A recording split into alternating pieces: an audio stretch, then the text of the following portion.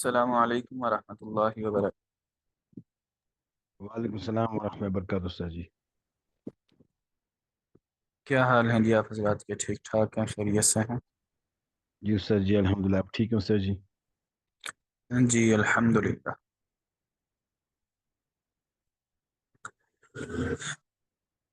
اچھا جی، ہمارا پیچھے حج کا جو باب ہے، حج کرنے کا طریقہ، وہ مکمل ہو گیا تھا۔ تو میں نے آپ سے کہا تھا کہ سوموار والے دن آپ میں سے کوئی ساتھی جو ہے وہ حج کا مکمل طریقہ بیان کر دے، اس کے بعد پھر ہم آگے سبق پڑھیں گے۔ تو آج آپ میں سے کوئی بھی ساتھی حج کا طریقہ بیان کر دے شروع سے آخر تک۔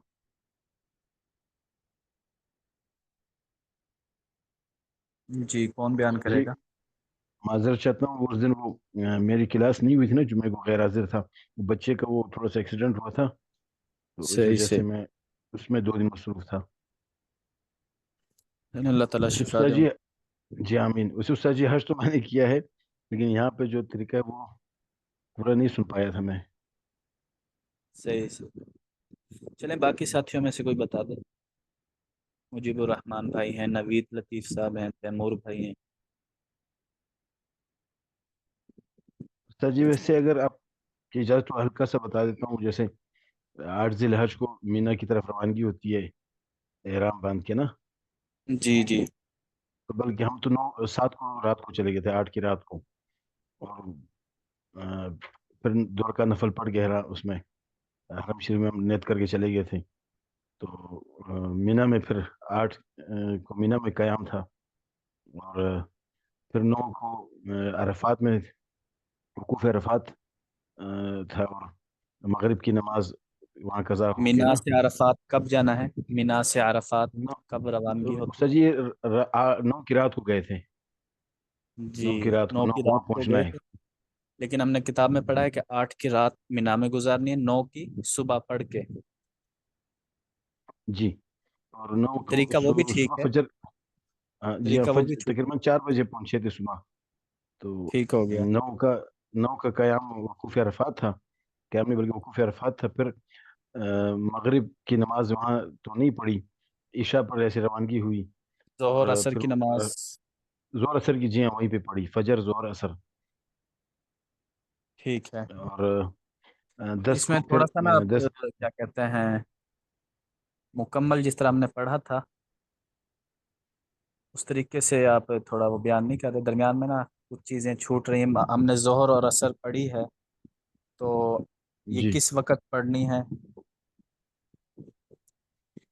ظہر اثر تو سر جی اپنے وقت پہ پڑھنی تھی نا، بلکہ وہاں پہ خطبہ، مسجد نمرہ میں خطبہ ہوتا ہے حج کا، وہاں مسجد میں جا کے پڑھی۔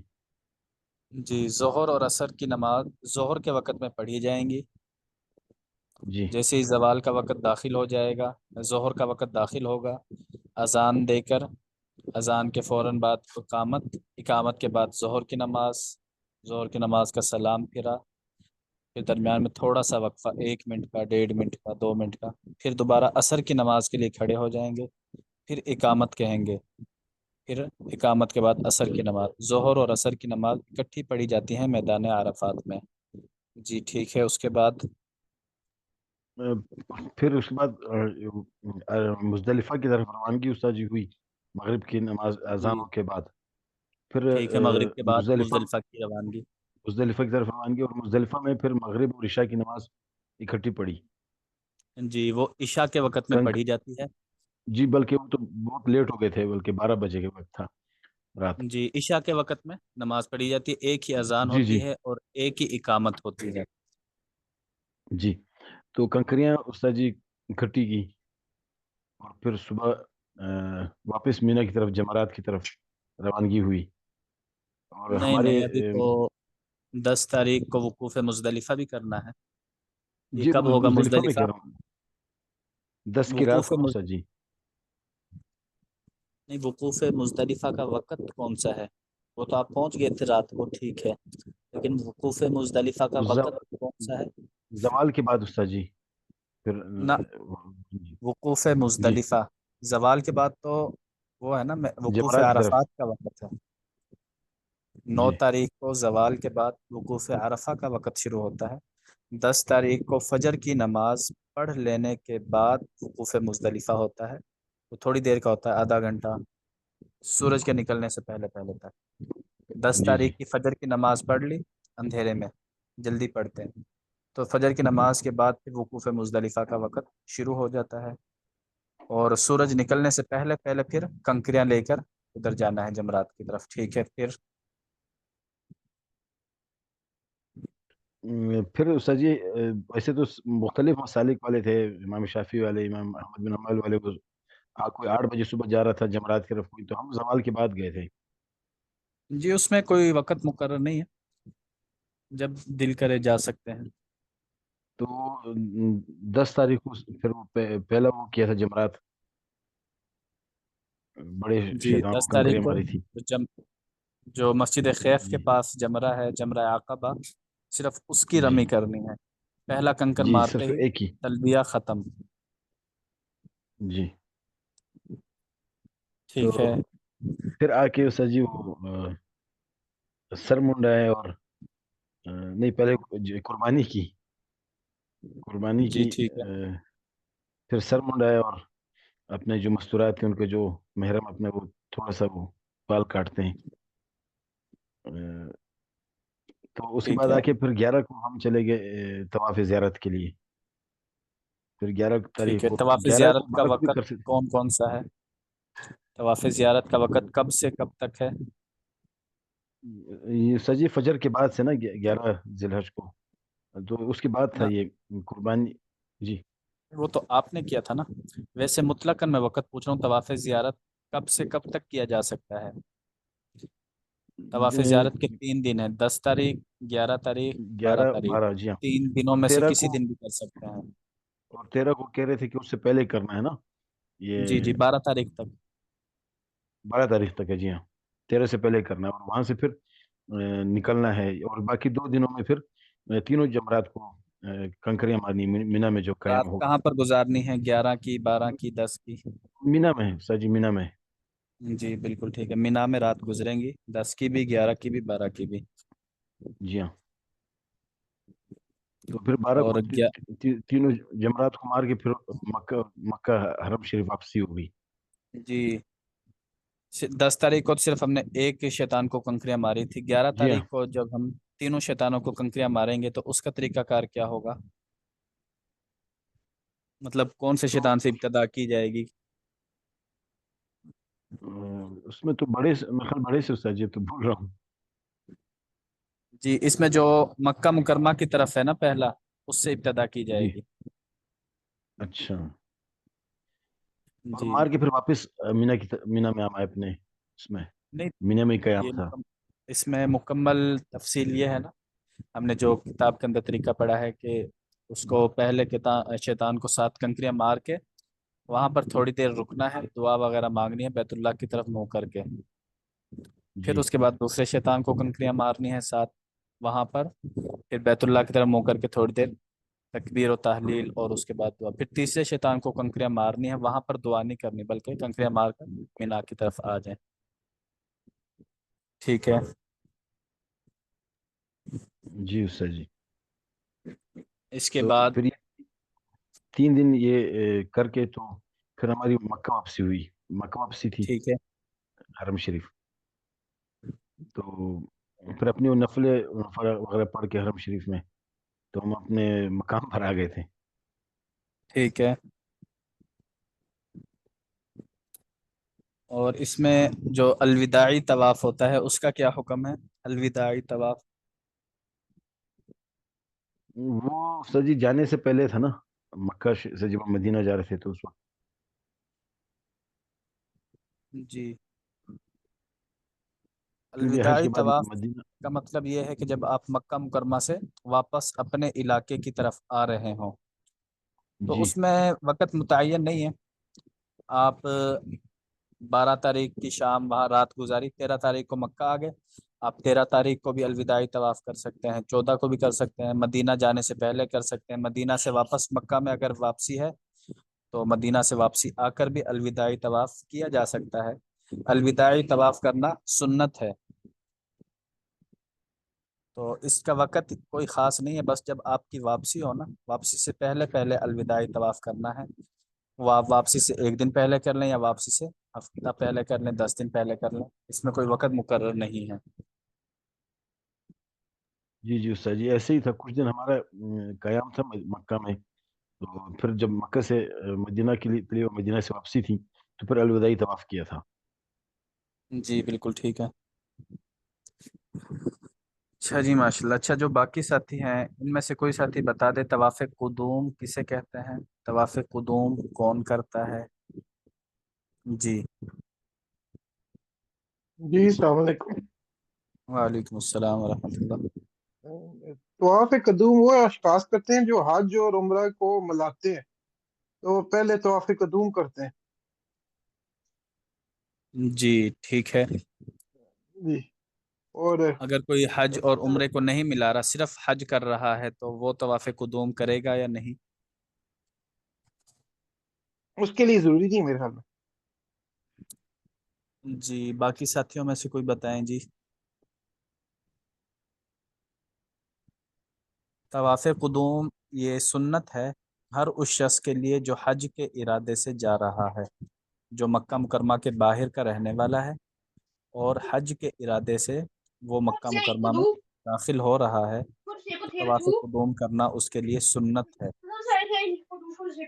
وہ حج کر رہا ہو یا حج اور عمرہ دونوں کی نیت سے آ رہا ہو، دونوں صورتوں میں طواف قدوم سنت ہے، اور یہ صرف ان لوگوں کے لیے ہے جو مکہ مکرمہ کے باہر کے لوگ ہیں، جو باہر سے مکہ مکرمہ میں داخل ہو رہے ہیں، یہ صرف ان لوگوں کے لیے۔ جی ٹھیک ہے ماشاء اللہ۔ اچھا اور جی یہ تو دوسری ہمارا، ایک بات سوال، جی جی ایک بات آپ سے پوچھنی تھی، اگر ایک بندے کا قیام مکہ میں 14 دن سے کم ہے تو وہ نماز کون سی پڑھے گا؟ جی وہ کیا اس میں کہتے ہیں، قصر پڑے گا یا پورا پڑے گا؟ جی اگر مکہ کے اندر اس کا قیام جو ہے وہ 14 دن ہے، ٹھیک ہے، اب 15 دن سے کم ہے، کیونکہ جو شرعی جی مسافر ہوتا ہے نا وہ اس وقت تک رہتا ہے جب تک وہ 15 دن کی نیت نہ کر لے۔ اگر اس کی جی 15 دن سے کم کی نیت ہے پھر تو وہ مقیموں والی مسافروں والی نماز پڑھے گا، 15 دن سے کم اگر نیت ہے۔ اگر 15 دن یا اس سے زیادہ کی نیت ہے پھر وہ پوری جی نماز پڑھے گا، اور یہ یہ حکم اس کا اس اس وقت ہے۔ طرح نہیں ہو سکتا؟ جی جی جی کس طرح؟ میں مثال کے طور پہ میں یہ تو نہیں نہ کر سکتا کہ مجھے پتا کہ میں نے 7 دن کے بعد چلے جانا مدینہ شریف اور پھر واپس آنا ہے، تو میں یہ نہیں کہہ سکتا کہ میں نے نیت کی ہے 15 دن کی۔ جی یہ معتبر نہیں ہے، کیونکہ آپ کی نیت یہ ہے کہ میں نے 7 دن بعد جانا ہے، جو جی جی حقیقت میں آپ کے دل میں ہے نا، میں نے یہ کام کرنا ہے، وہی نیت جی ہوتی ہے، زبان سے کہنا جی ضروری نہیں ہے نیت کے لیے۔ تو اگر دل میں صحیح ہے کہ بھئی میں نے 7 دن بعد مدینہ جانا ہے، تو آپ پھر زبان سے جتنی مرضی نیت کر لیں بھی میں نے 15 دن یہاں پر رکنا ہے، آپ کی زبان والی نیت معتبر نہیں ہے، بلکہ آپ کے دل میں جو ہے وہ معتبر ہے کہ آپ نے 7 دن بعد وہاں جانا ہے، لہذا 7 دن آپ کا قیام یہاں پر معتبر ہوگا۔ صحیح۔ اس سے پھر استاد جی آٹومیٹک دوسرا سوال بنتا جی ہے کہ جی میں نماز پڑھ رہا ہوں جماعت کے ساتھ، تو جی وہاں 4 رکعت کی نماز ہے، تو پھر مجھے کیا ٹھیک ہے۔ کرنا چاہیے؟ مجھے علیحدہ ہو جانا چاہیے یا اسی جماعت کے نہیں ساتھ نہیں، جاری رکھنا چاہیے؟ اس میں یہ ہے نا کہ اگر آپ کو جماعت مل رہی ہے وہاں پر تو جماعت کے ساتھ آپ نے 4 رکعت ہی پڑھنی ہے۔ اگر آپ کی نماز فوت ہو جاتی ہے یا آپ اکیلے نماز پڑھ رہے ہیں اس وقت آپ نے قصر کرنی ہے، اگر جماعت کے ساتھ پڑھ رہے ہیں صحیح پھر آپ نے پوری ہی پڑھنی ہے، اور جماعت اگر آپ کو ملنے کی امید ہے تو آپ لازمی جماعت کے ساتھ پڑھیں، پھر تو اکیلے پڑھنے کی اجازت نہیں ہے۔ ہاں اگر صحیح آپ کی صحیح جماعت فوت ہو چکی ہے، ٹھیک ہے، یا کسی عذر کی بنا پر آپ اکیلے نماز پڑھیں پھر آپ قصر کریں گے، جماعت کے ساتھ امام کے تابع ہو جائیں گے آپ۔ چاہے وہ یہاں ہو چاہے وہ کسی جگہ بھی ہو۔ جی جی بالکل، امام مسافر صحیح ہے تو صحیح ہے۔ آپ نے، ٹھیک ہے، اگر امام مطلب مقیم ہے، امام نے 4 پڑھنی ہے، آپ مسافر ہیں، تو اب آپ امام کے جی اقتداء میں 4 رکعت ہی ادا کریں گے، گویا کہ آپ بھی اب صحیح مقیم بن چکے ہیں جب تک اس امام کے پیچھے نماز پڑھ رہے ہیں۔ صحیح۔ اصل میں ہم عمرے میں اسی طرح کرتے تھے کہ ہم پوری نماز پڑھتے تھے، جی جی کیونکہ بالکل۔ تھی تو ہمارا 5 دن سے کم تھا عمرے کا، لیکن 5 دن تھا، تو پھر ہم کیونکہ کوشش کرتے تھے کہ جماعت کے ساتھ ہی مل جائے، جی اکیلی بالکل، پڑھنی نہ پڑے۔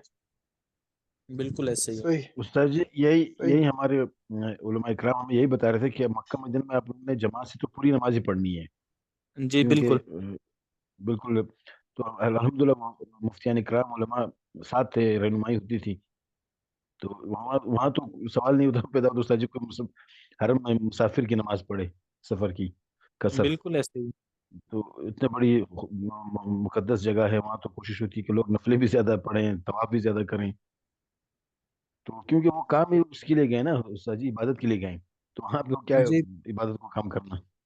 بالکل ایسے ہی ہے، لیکن بس ہمیں مسئلہ معلوم ہونا ضروری ہے کہ اگر ہماری نماز امام کے ساتھ ہم نہیں پڑھ سکے، سخت بیمار ہو گئے، ہم نے نماز تو پڑھنی ہے، اکیلے پڑھ رہے ہیں، پھر ہم نے قصر ہی پڑھنی ہے، 2 رکعت پڑھنی ہے، جی بس جی مسئلہ بالکل ذہن میں ٹھیک، ہو۔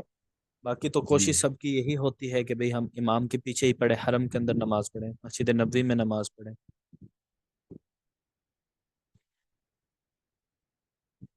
اچھا جی، چلیں اب ہم آج جو ہے وہ ایک باب پڑھ لیتے ہیں۔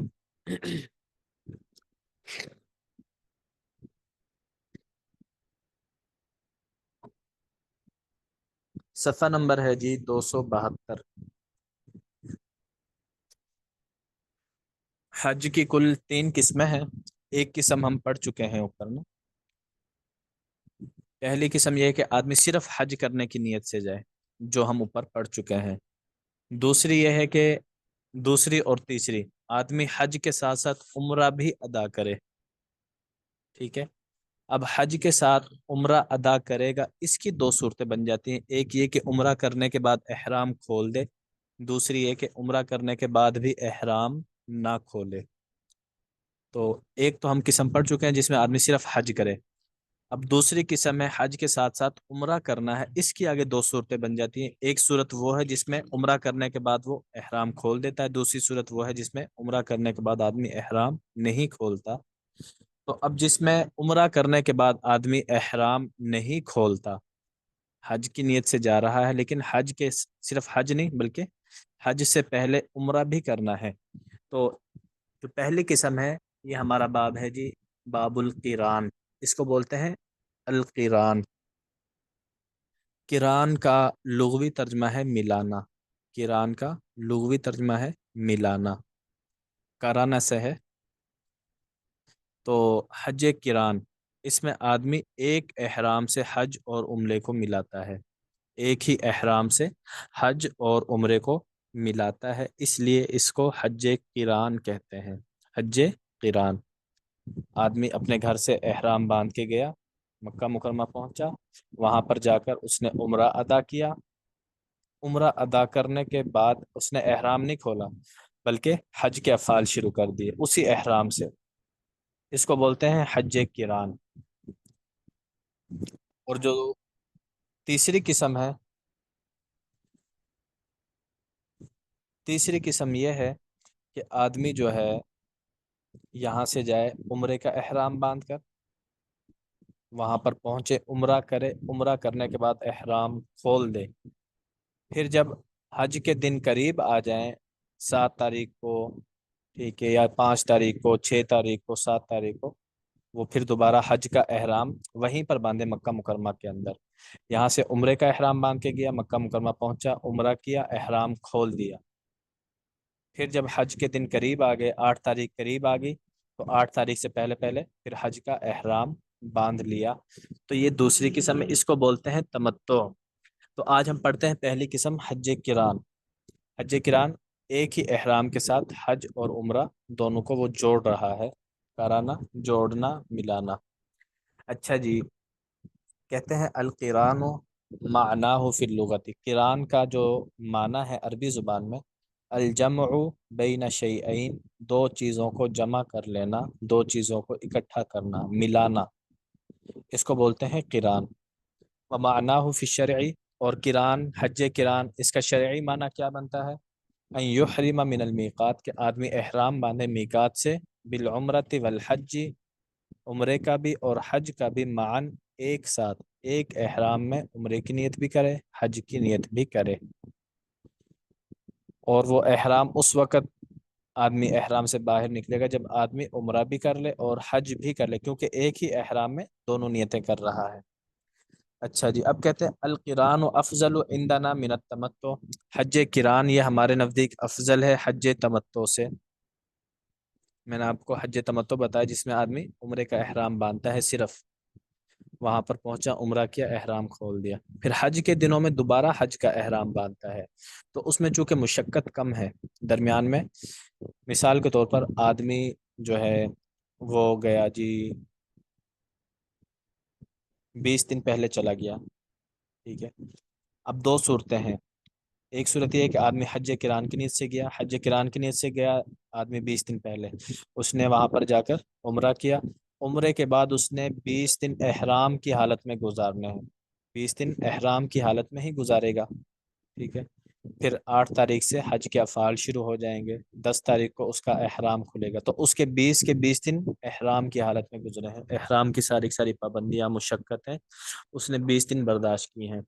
دوسرا آدمی حج تمتع والا، وہ بھی 20 دن پہلے گیا ہے، لیکن کیا کیا اس نے، یہاں سے گیا عمرہ کیا، عمرہ کرنے کے بعد احرام کھول دیا، ٹھیک ہے، اب درمیان میں 15 دن وہ بغیر احرام کے رہا ہے، عمرہ کرتے ہی وہ احرام سے حلال ہو گیا، احرام سے باہر نکل آیا، تو اب اس نے 15 دن بغیر احرام کے گزارے، اب آخری 5 دن رہ گئے، اس نے حج کا احرام باندھ لیا، تو چونکہ جو پہلی صورت ہے جس میں حج کران ہے، ایک ہی احرام سے حج بھی کر رہا ہے عمرہ بھی کر رہا ہے، اس میں چونکہ مشقت زیادہ ہے، اس لیے فرما رہے القران افضل، کران ہمارے نزدیک افضل ہے من التمتع، حج تمتع سے۔ آگے کہتے ہیں والتمتع افضل من الافراد، اور حج تمتع افضل ہے حج افراد سے۔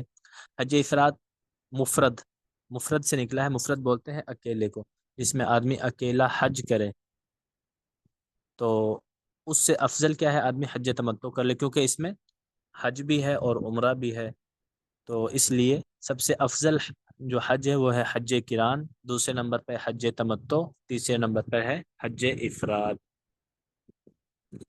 یہاں تک یہ بات سمجھ آ گئی ہے جی آپ حضرات؟ استاد جی، یہ جیسے حج کران ہم پڑھ رہے ہیں، اس میں اگر ایک ہفتے کا گیپ ہے، ایک ہفتہ جو حاجی ہے یا تو وہ احرام کی حالت میں ہوگا، تو اس پہ وہ شرائط اور پابندیاں، خدا نخواستہ اگر پتہ توڑ دیا یا ناخن کاٹ دی تو اس پہ دم پھر ہوگا؟ جی جی بالکل، اچھا، تو بڑی سخت پابندیاں ہوگی استاد جی اس میں۔ جی بالکل، اسی لیے تو سب سے افضل یہی صورت ہے نا، حج کران سب سے افضل اسی وجہ سے ہے، وہ درمیان میں ہفتے کا گیپ ہے، 15 دن کا گیپ ہے، وہ احرام کی پابندیاں اس نے پابندیوں کا خیال رکھنا ہے، مشقت زیادہ ہے جی اس لیے جی سب سے افضل یہ ہے۔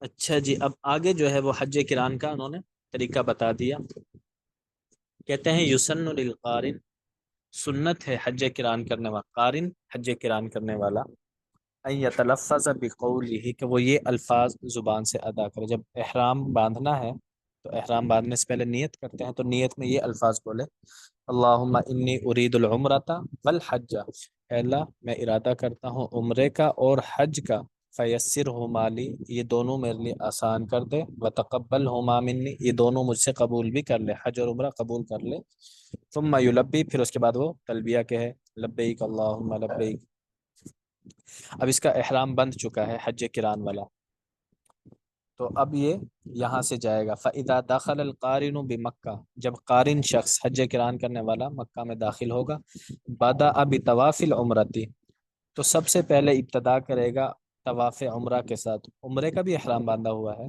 تو اس لیے یہ عمرے کا طواف کرے گا، 7 اشواط، 7 چکر لگائے گا، یرملو فی الاشواط الثلاثۃ الاولی فقط، پہلے 3 چکروں میں رمل کرے گا، رمل مطلب اکڑ اکڑ کر چلے گا پہلے 3 چکروں میں، ثم یصلی رکعتین، پھر 2 رکعت نماز پڑھے گا، للطوافی، طواف کے بعد جو پڑھی جاتی ہیں، ثم یسعی بین الصفا والمروہ، پھر صفا اور مروہ کے درمیان سعی کرے گا، ویحرول بین المیلین الاخضرین، اور سبز نشانوں کے درمیان میں دوڑے گا، جو صفا مروہ کے درمیان میں سبز نشان ہیں وہاں پر تیز تیز چلے گا، دوڑنے کے قریب چلے گا، وَيُكْمِلُ 7 اشواط، صفا مروہ کے 7 چکر پورے کرے گا، وَهَذِهِ أَفْعَالُ الْعُمْرَہ، اب یہ ابھی تک اس نے جو کام کیا ہے، پہلے 7 چکر لگائے طواف کے، پھر 2 رکعت نفل پڑھی، پھر صفا مروہ کی سعی کی، کہتے ہیں هَذِهِ أَفْعَالُ الْعُمْرَہ، یہ عمرے کے افعال ادا ہو گئے ہیں، اس نے دونوں نیتیں کی تھی نا، میں حج کے ساتھ ساتھ عمرہ بھی کروں گا، اب اس کا عمرہ مکمل ہو چکا ہے، اب کیا کرے گا؟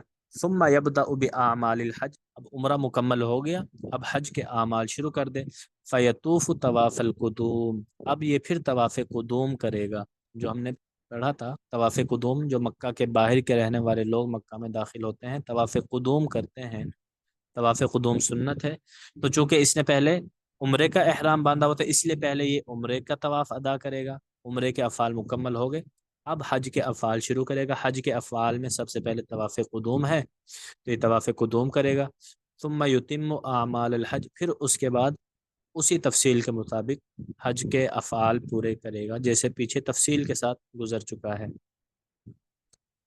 اچھا جی، فَإِذَا رَمَا يَوْمَ النَّحْرِ جَمْرَةَ الْعَقَبَةِ، جب قربانی والے دن یہ رمی کرے گا جمرہ عقبہ کی،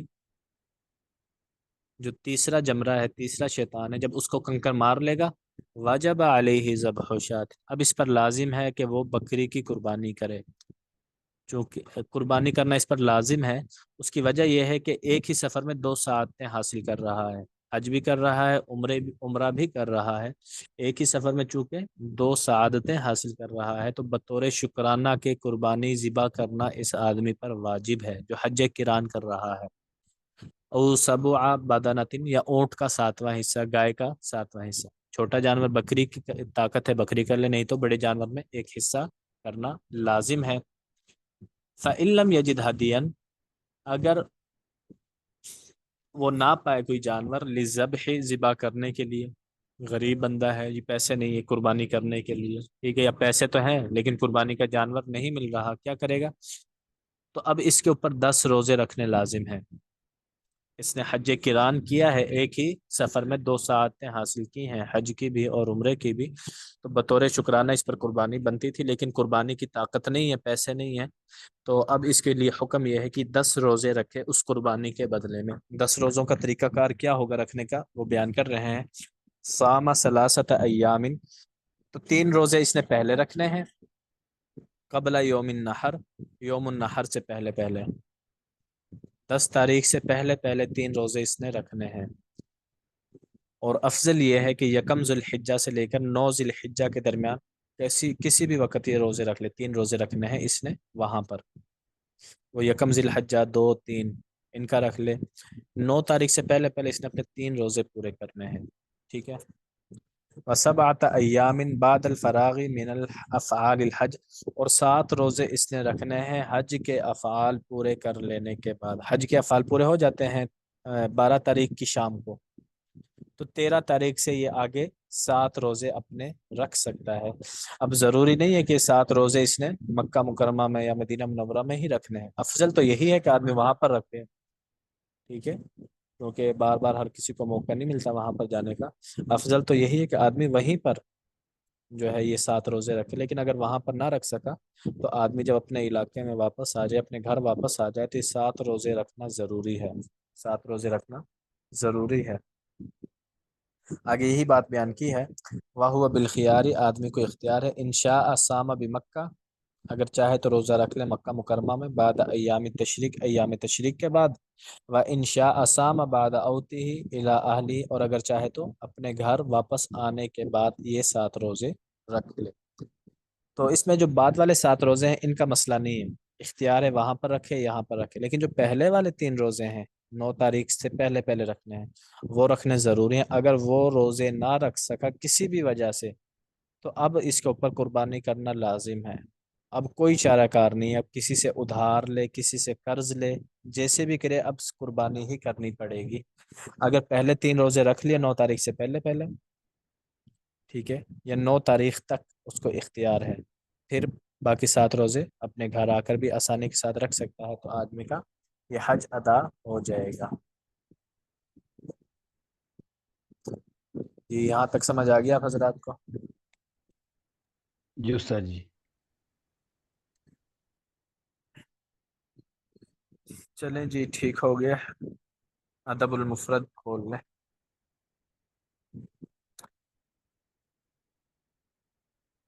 اچھا کل آپ میں سے کوئی ساتھی ہے یہ نا حج کران کا طریقہ بھی تھوڑا بیان کر دیں، حج کران کس طرح کیا جاتا ہے، اس میں زیادہ تفصیل تو نہیں ہے. حج کا طریقہ تو وہی ہے، صرف شروع میں عمرے کی نیت کرنی ہے، پہلے عمرے کے افعال ادا کرنے ہیں، اس کے بعد حج کے افعال، بعد میں قربانی وغیرہ. استاد جی اس میں نیت تو دونوں ساتھ کرنی ہوگی نا؟ جی نیت عمرے اکٹھی کرنی ہوگی. جی ٹھیک.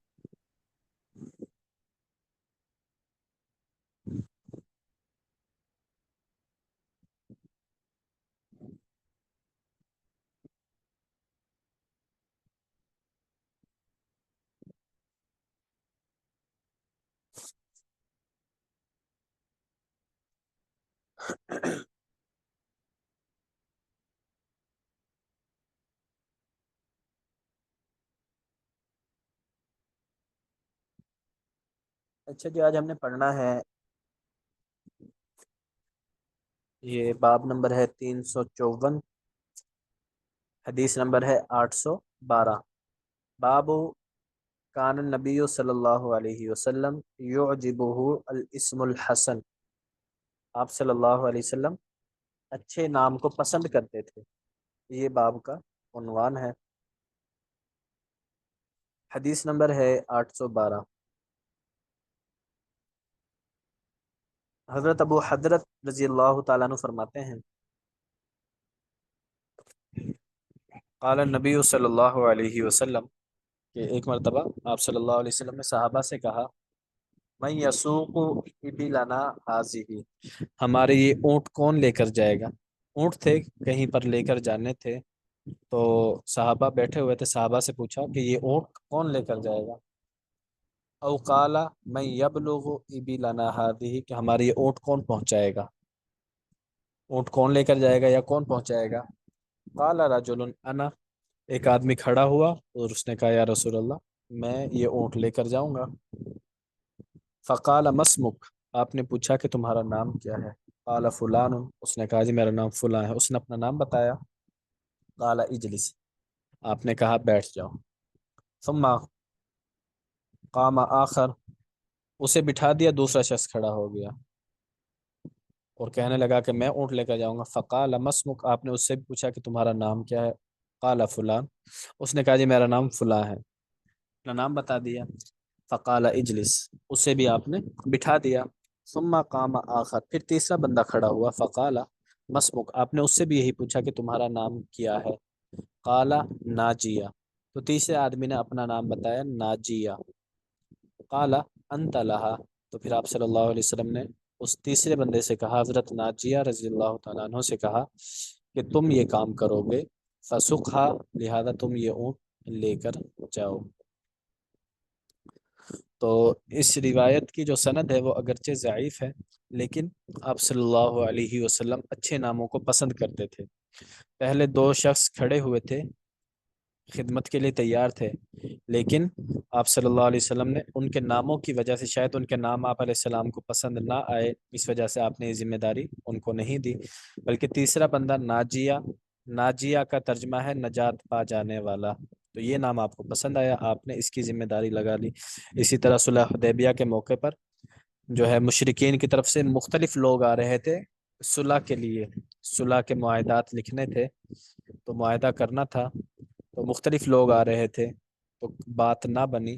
لیکن جب صلح حدیبیہ کے موقع پر مشرکین کی طرف سے ایک شخص آیا، سہل بن عمر، وہ آیا، اس کا نام سن کر آپ صلی اللہ علیہ وسلم نے فرمایا سہل الامر، یا اس طرح کے کوئی اور الفاظ بولے کہ اب تو معاملہ آسان ہو گیا، اب ہمارا کام بن جائے گا. تو آپ صلی اللہ علیہ وسلم اچھے ناموں سے نیک فال لیا کرتے تھے، اچھا شگون لیا کرتے تھے. ٹھیک ہے کہ اب تو ہمارا کام آسان ہو گیا. سہل کا ترجمہ بھی آسان ہی ہے، تو اشارہ اس طرف ہے کہ اس کے آنے کی وجہ سے اب ہمارا کام آسان ہو گیا، آسانی سے اب ہمارا معاہدہ طے ہو جائے. تو اس لیے آپ صلی اللہ علیہ وسلم اچھے ناموں کو پسند کیا کرتے تھے. استاد جی یسوقو کے معنی بھی لے جانا ہے اور یبلغو کے معنی بھی لے جانے ہیں کہ ہیں؟ کس چیز کے؟ یسوقو، جی من یسوق، یسوقو ابن، جی جی سر جی یسوقو تو یہ سوق کی سوق وہ نہیں بازار کو کہتے ہیں؟ جی یہ اس سے نہیں ہے، اچھا، وہ تو ہے سوقن، وہ ہے جی، سوق، اسے ہم بولتے ہیں اسم، اور یہ یسوقو یہ فعل ہے، جی اس جی میں ٹھیک، کسی کام کا ہونا یا نہ ہونا، جسے ہم انگلش میں ورب بولتے ہیں نا، ورب، ایک ہے جی جی ورب، تو یہ یہاں پر ورب ہے، فعل ہے، ٹھیک، بازار صحیح، کو بولتے ہیں سوقن، اور یہ وہ فعل ہے نون میں آ جاتا ہے ساکا جی، یسوقو۔ ٹھیک ٹھیک ٹھیک ٹھیک، جزاک اللہ خیر۔ اچھا جی، اگلا باب ہے باب السرعت فی المشی، چلنے میں جلدی کرنا، جلدی جلدی چلنا۔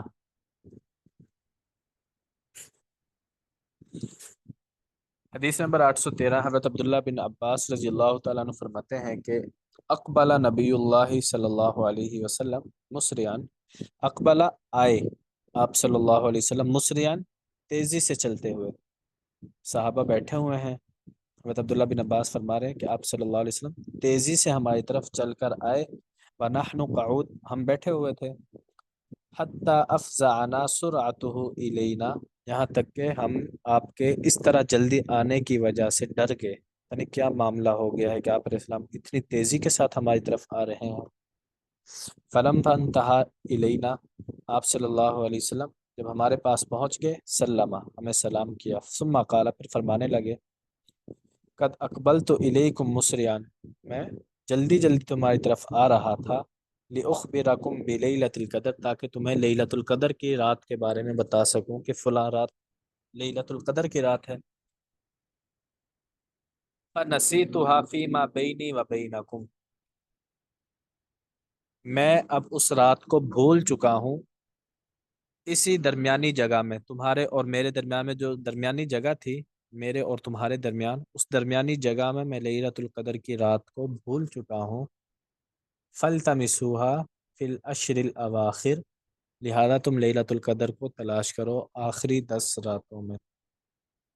تو اس میں دوسری روایات میں آتا ہے کہ دو لوگوں کے درمیان جھگڑا ہو رہا تھا، تو اس جھگڑے کی وجہ سے لیلۃ القدر کی تعیین جو ہے وہ اٹھا لی گئی، پہلے آپ علیہ الصلوۃ والسلام کو متعین طور پر بتا دیا گیا تھا کہ فلاں رات فلاں تاریخ لیلۃ القدر کی ہوا کرے گی، لیکن جھگڑے کی وجہ سے وہ تعیین اٹھا لی گئی، اب آپ نے حکم دیا کہ آخری 10 دنوں میں تلاش کیا کرو۔ تو ہمارا باب ہے کہ جلدی چلنا، تو آپ صلی اللہ علیہ وسلم جب کوئی اہم کام ہوتا، اہم معاملہ ہوتا، تو اس وقت جلدی چلنا آپ صلی اللہ علیہ وسلم سے ثابت ہے۔ باقی دوسری روایات میں یہ بھی آتا ہے العجلۃ من الشیطان کہ جلدی کرنا شیطان کی طرف سے ہے، لیکن جلدی کرنا شیطان کے کاموں میں ہے، اگر خیر کا کوئی کام ہو پھر وہ شیطان کے کاموں میں نہیں آتا، ٹھیک ہے، اگر خیر کے کام کے لیے آدمی جلدی کر رہا ہے تو اس وقت پھر وہ آپ صلی اللہ علیہ وسلم سے ثابت ہے، لیلۃ القدر کے بارے میں بتانے کے لیے آپ صلی اللہ علیہ وسلم جلدی جلدی تشریف لا رہے تھے۔ اچھا جی، اگلا باب ہے باب احب الاسماء الی اللہ یا عز وجل، اللہ تعالیٰ کو سب سے محبوب نام کون سے ہیں۔ اب یہاں سے نا ناموں کے بارے میں احادیث بیان کریں گے کافی زیادہ، تو سب سے پہلی روایت ہے 814 نمبر، حضرت ابو وہاب رضی اللہ تعالیٰ عنہ فرماتے ہیں وکانت لہو صحبہ، اور انہوں نے آپ علیہ الصلوۃ والسلام کی صحبت حاصل کی ہے، یعنی یہ صحابی ہیں، یہ بتانا چاہتے ہیں کہ حضرت ابو وہاب رضی اللہ تعالیٰ عنہ فرماتے ہیں کہ آپ صلی اللہ علیہ وسلم نے فرمایا تسمو باسماء الانبیاء، تسمو تم نام رکھو انبیاء کے نام پر، اپنے بچوں کے نام رکھو انبیاء کے نام پر،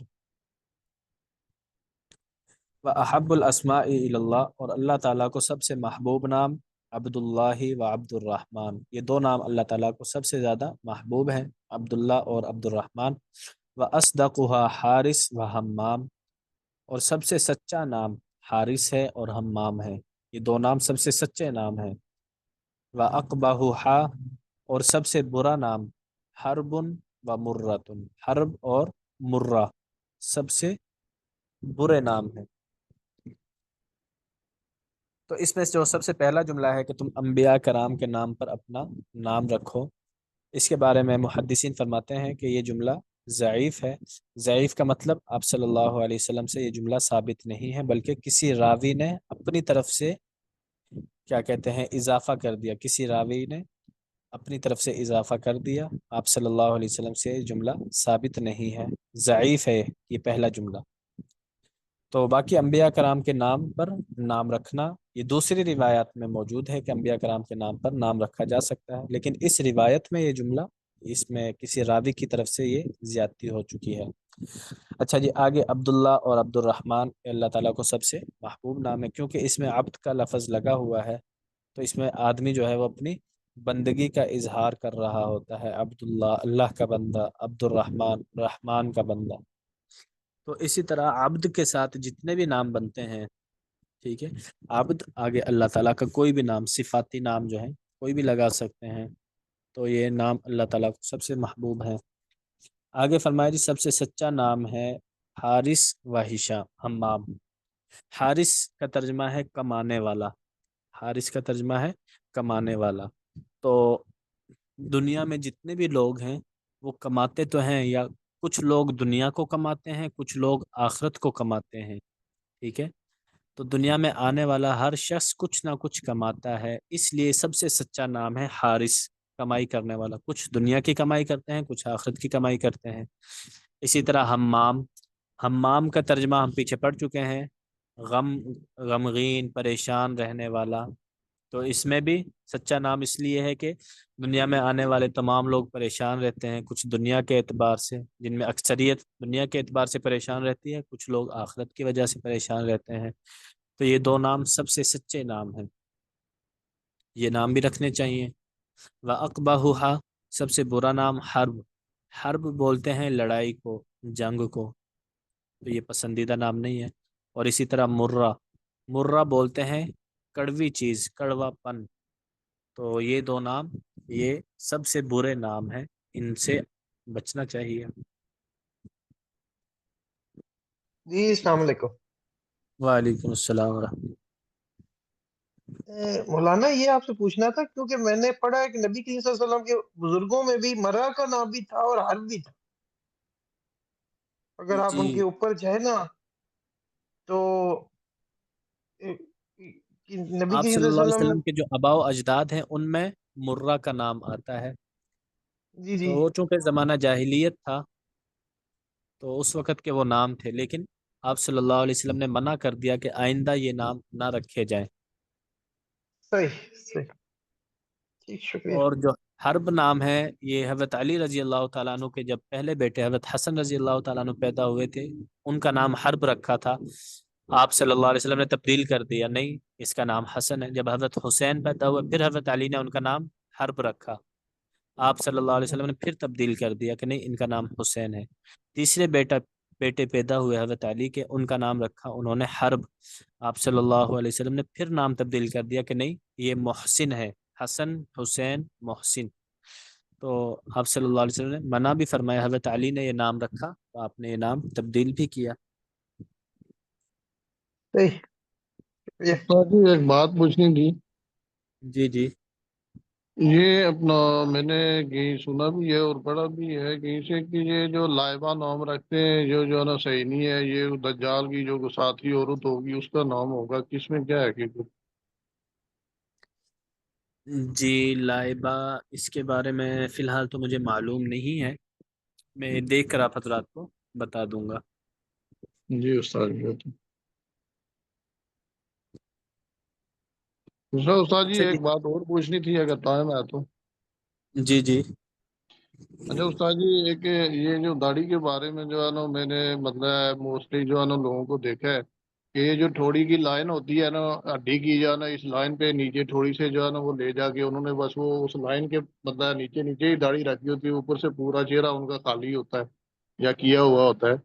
تو اس کا کیا مطلب، اس کے بارے میں حکم ہے کہ مطلب شرعیہ والے سے داڑھی کس طرح ہوگی؟ اس میں یہ ہے کہ جو جبڑے والی ہڈی ہے نا، جبڑے کی ہڈی کے اوپر اوپر داڑھی کی جگہ ہے. جہاں تک جبڑے کی ہڈی ہے دائیں طرف اور بائیں طرف، یہ جگہ داڑھی کے لیے خاص ہے. تو اس سے اوپر والے جو بال ہیں جو گالوں کے اوپر آ جاتے ہیں، رخسار پر آ جاتے ہیں، وہ بال وغیرہ نوچے جا سکتے ہیں، ان میں اکھاڑے جا سکتے ہیں۔ البتہ جو جبڑے کی ہڈی ہے اس کے اوپر جو بال ہیں وہ داڑھی میں شمار ہوتے ہیں، تو ان کا کٹوانا جائز یہ نہیں ہے۔ معذرت کے ساتھ یہ مطلب ہے جو یہ ہمارے مولانا ناصر مدنی صاحب نے جس طرح رکھی ہوئی ہے اس طرح ٹھیک ہے؟ ان کی میرے ذہن میں نہیں ہے کس طرح کی ہے۔ بس آپ کہیں ان کا ویڈیو کسی میں یا کسی تصویر میں چہرہ دیکھ لیجیے گا، ان کا بالکل پورا چہرہ ان کا اوپر سے خالی ہے، صاف ہے، نیچے بس یہ جو لائن کان کی لو سے آتی ہے نا، اس لائن سے جی نیچے ٹھوڑی کی نیچے والی جو ہے نا ہڈی کی لائن تک ان کی داڑھی ہے، اوپر سے پورا چہرہ خالی۔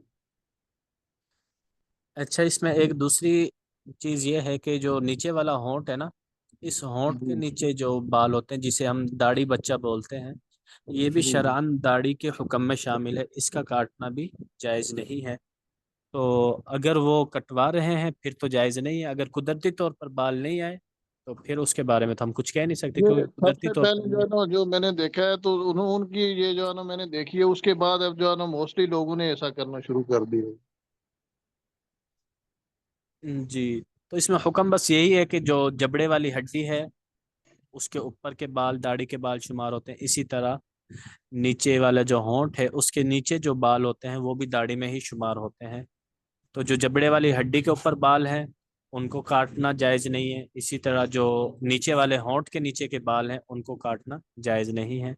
اور اس کے اوپر رخسار ہیں، جہاں تک نرم گوشت ہوتا ہے، ٹھیک ہے، تو وہاں سے بال وغیرہ وہ بنوائے جا سکتے ہیں، خط کروایا جا سکتا ہے، اس میں کوئی حرج والی بات نہیں ہے۔ جی بہتر استاد،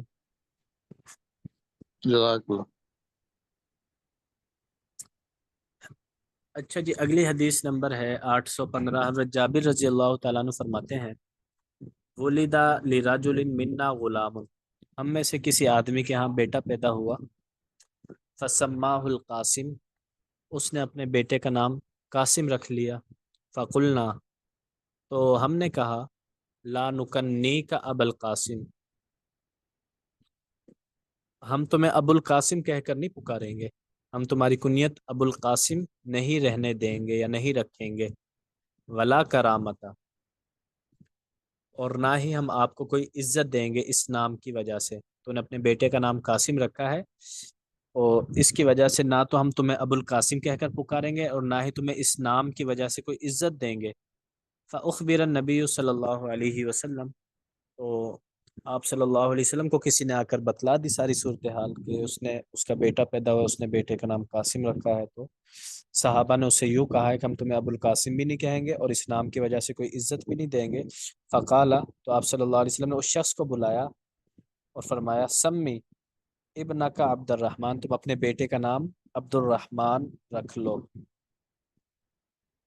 تو اس کی وجہ یہ ہے کہ یہاں پر صحابہ نے یہ کہا نا کہ ہم تمہیں ابو القاسم کہہ کر نہیں پکاریں گے، کیونکہ ابو القاسم آپ صلی اللہ علیہ وسلم کی کنیت ہے، آپ کے بیٹے قاسم تھے، فوت ہو گئے تھے، تو ان کی وجہ سے آپ صلی اللہ علیہ وسلم کی کنیت بھی ابو القاسم تھی، تو اس لیے صحابہ نے یہ بات گوارا نہ کی کہ ابو القاسم آپ صلی اللہ علیہ وسلم کی کنیت بھی ہو، کسی اور کی کنیت بھی ہو، تو اس لیے انہوں نے صراحتاً کہتے جی ہم تمہاری کنیت ابو القاسم نہیں رہنے دیں گے، یا تمہیں ابو القاسم کہہ کر ہم نہیں پکاریں گے اور نہ ہی ابو القاسم کی وجہ سے تمہیں کوئی عزت دیں گے۔ تو اس لیے پھر آپ صلی اللہ علیہ وسلم نے ان شخص کو بلایا اور ان سے کہا جی تم اپنے بیٹے کا نام جو ہے وہ تبدیل کر کے عبد الرحمن رکھ لو۔ تو آپ صلی اللہ علیہ وسلم کا چونکہ معمول تھا کہ جب کسی کا نام تبدیل فرماتے تو دوسرا نام پہلے نام سے زیادہ بہتر ہوتا تھا، پہلا نام قاسم تبدیل کر کے عبد الرحمن رکھ دیا، تو اس سے بھی یہ پتہ چلا کہ عبد الرحمن سب سے پسندیدہ ناموں میں ہے، قاسم بھی ہے آپ کے اپنے بیٹے کا نام ہے لیکن قاسم سے زیادہ پسندیدہ نام عبد الرحمن ہے، جیسے اوپر بھی روایت میں گزر چکا تھا کہ عبداللہ اور عبد الرحمن اللہ تعالیٰ کو محبوب نام ہے۔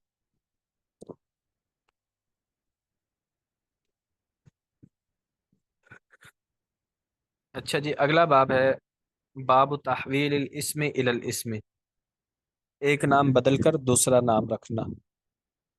آگے تقریباً کافی روایات اسی طرح کی آئیں گی ناموں کی تبدیلی کے حوالے سے۔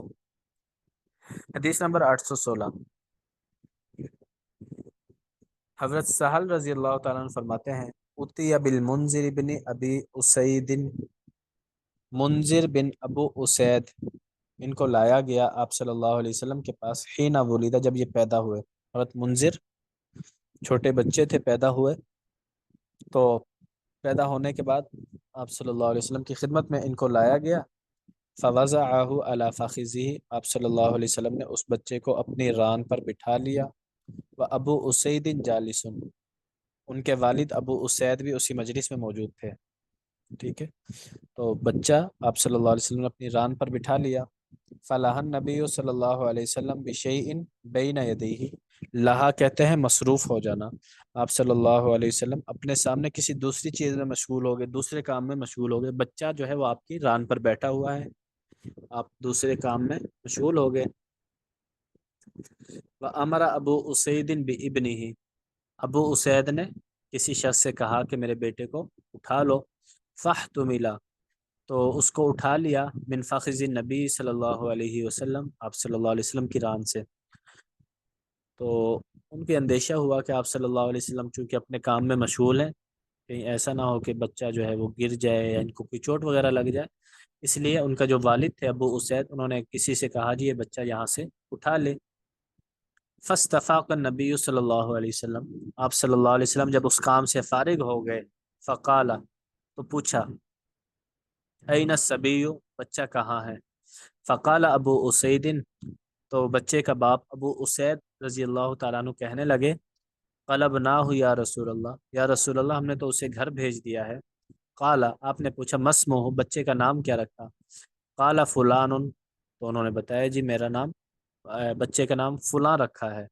آپ نے فرمایا کہ لا نہیں، لیکن اسمہ المنذر اس بچے کا نام منذر ہے.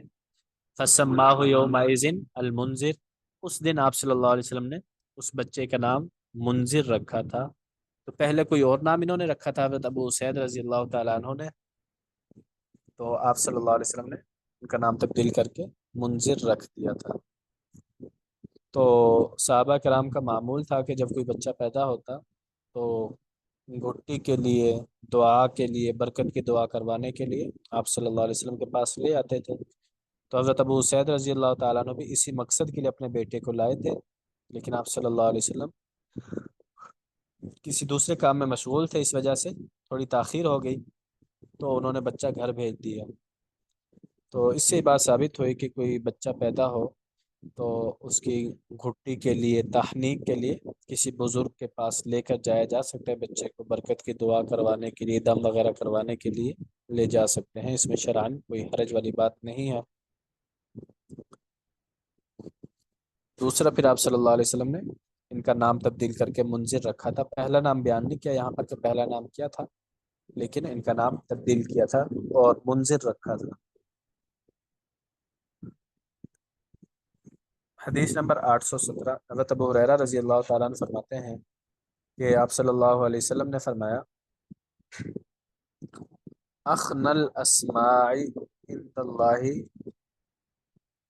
سب سے برا نام، اخنا سب سے برا نام اللہ تعالیٰ کے نزدیک رجل اس شخص کا نام ہے تسمى ملک الاملاک جو اپنا نام ملک الاملاک رکھے. مالک الاملاک کا ترجمہ ہے شہنشاہ، بادشاہوں کا بادشاہ. تو بادشاہوں کا بادشاہ، شہنشاہ، وہ تو اللہ تعالیٰ کی ذات ہے، اس لیے یہ نام اللہ تعالیٰ کو سب سے زیادہ ناپسند ہے کہ کوئی شخص اپنا نام یہ رکھے مالک الاملاک یا شہنشاہ. تو یہ نام رکھنا کبھی ہے اللہ تعالیٰ کو پسند نہیں ہے.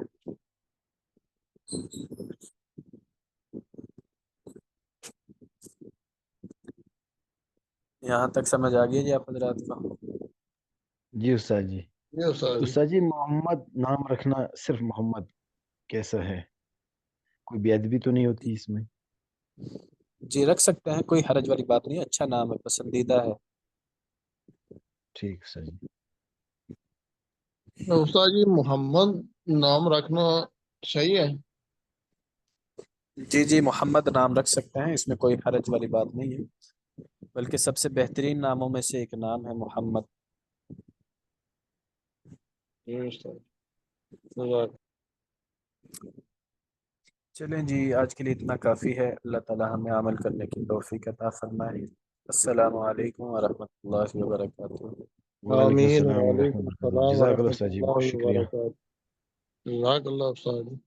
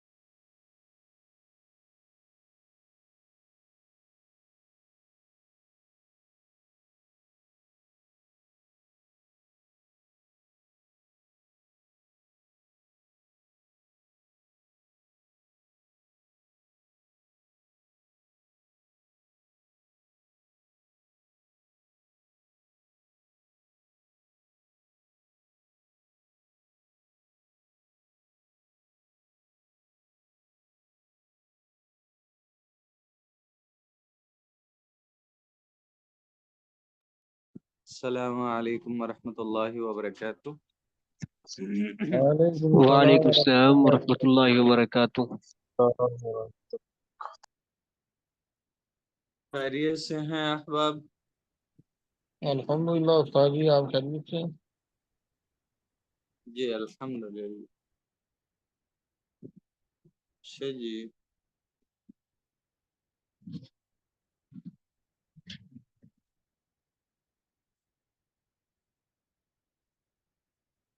سورہ نساء کا رکوع نمبر 18.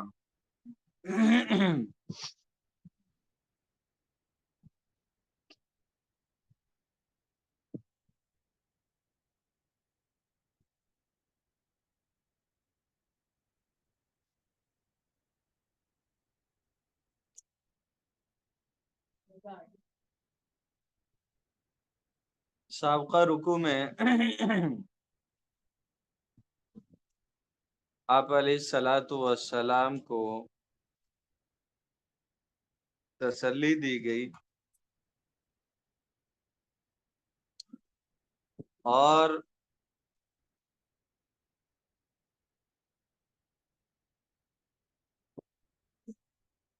جو فیصلے میں آپ علیہ الصلاۃ والسلام نے جو فیصلہ یہودی کے خلاف کیا،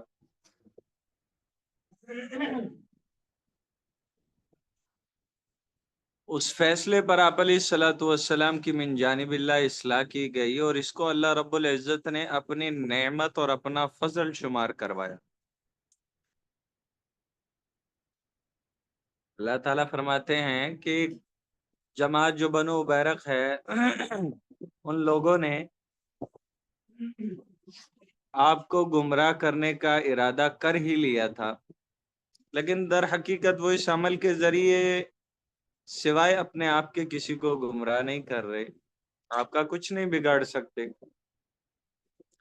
تو یہ اللہ کا فضل ہے کہ اللہ رب العزت نے آپ پر کتاب اور احکام نازل کیے ہیں، اور جن چیزوں کا آپ کو علم نہیں تھا وہ تمام چیزیں اللہ تعالیٰ نے سکھلائی ہیں۔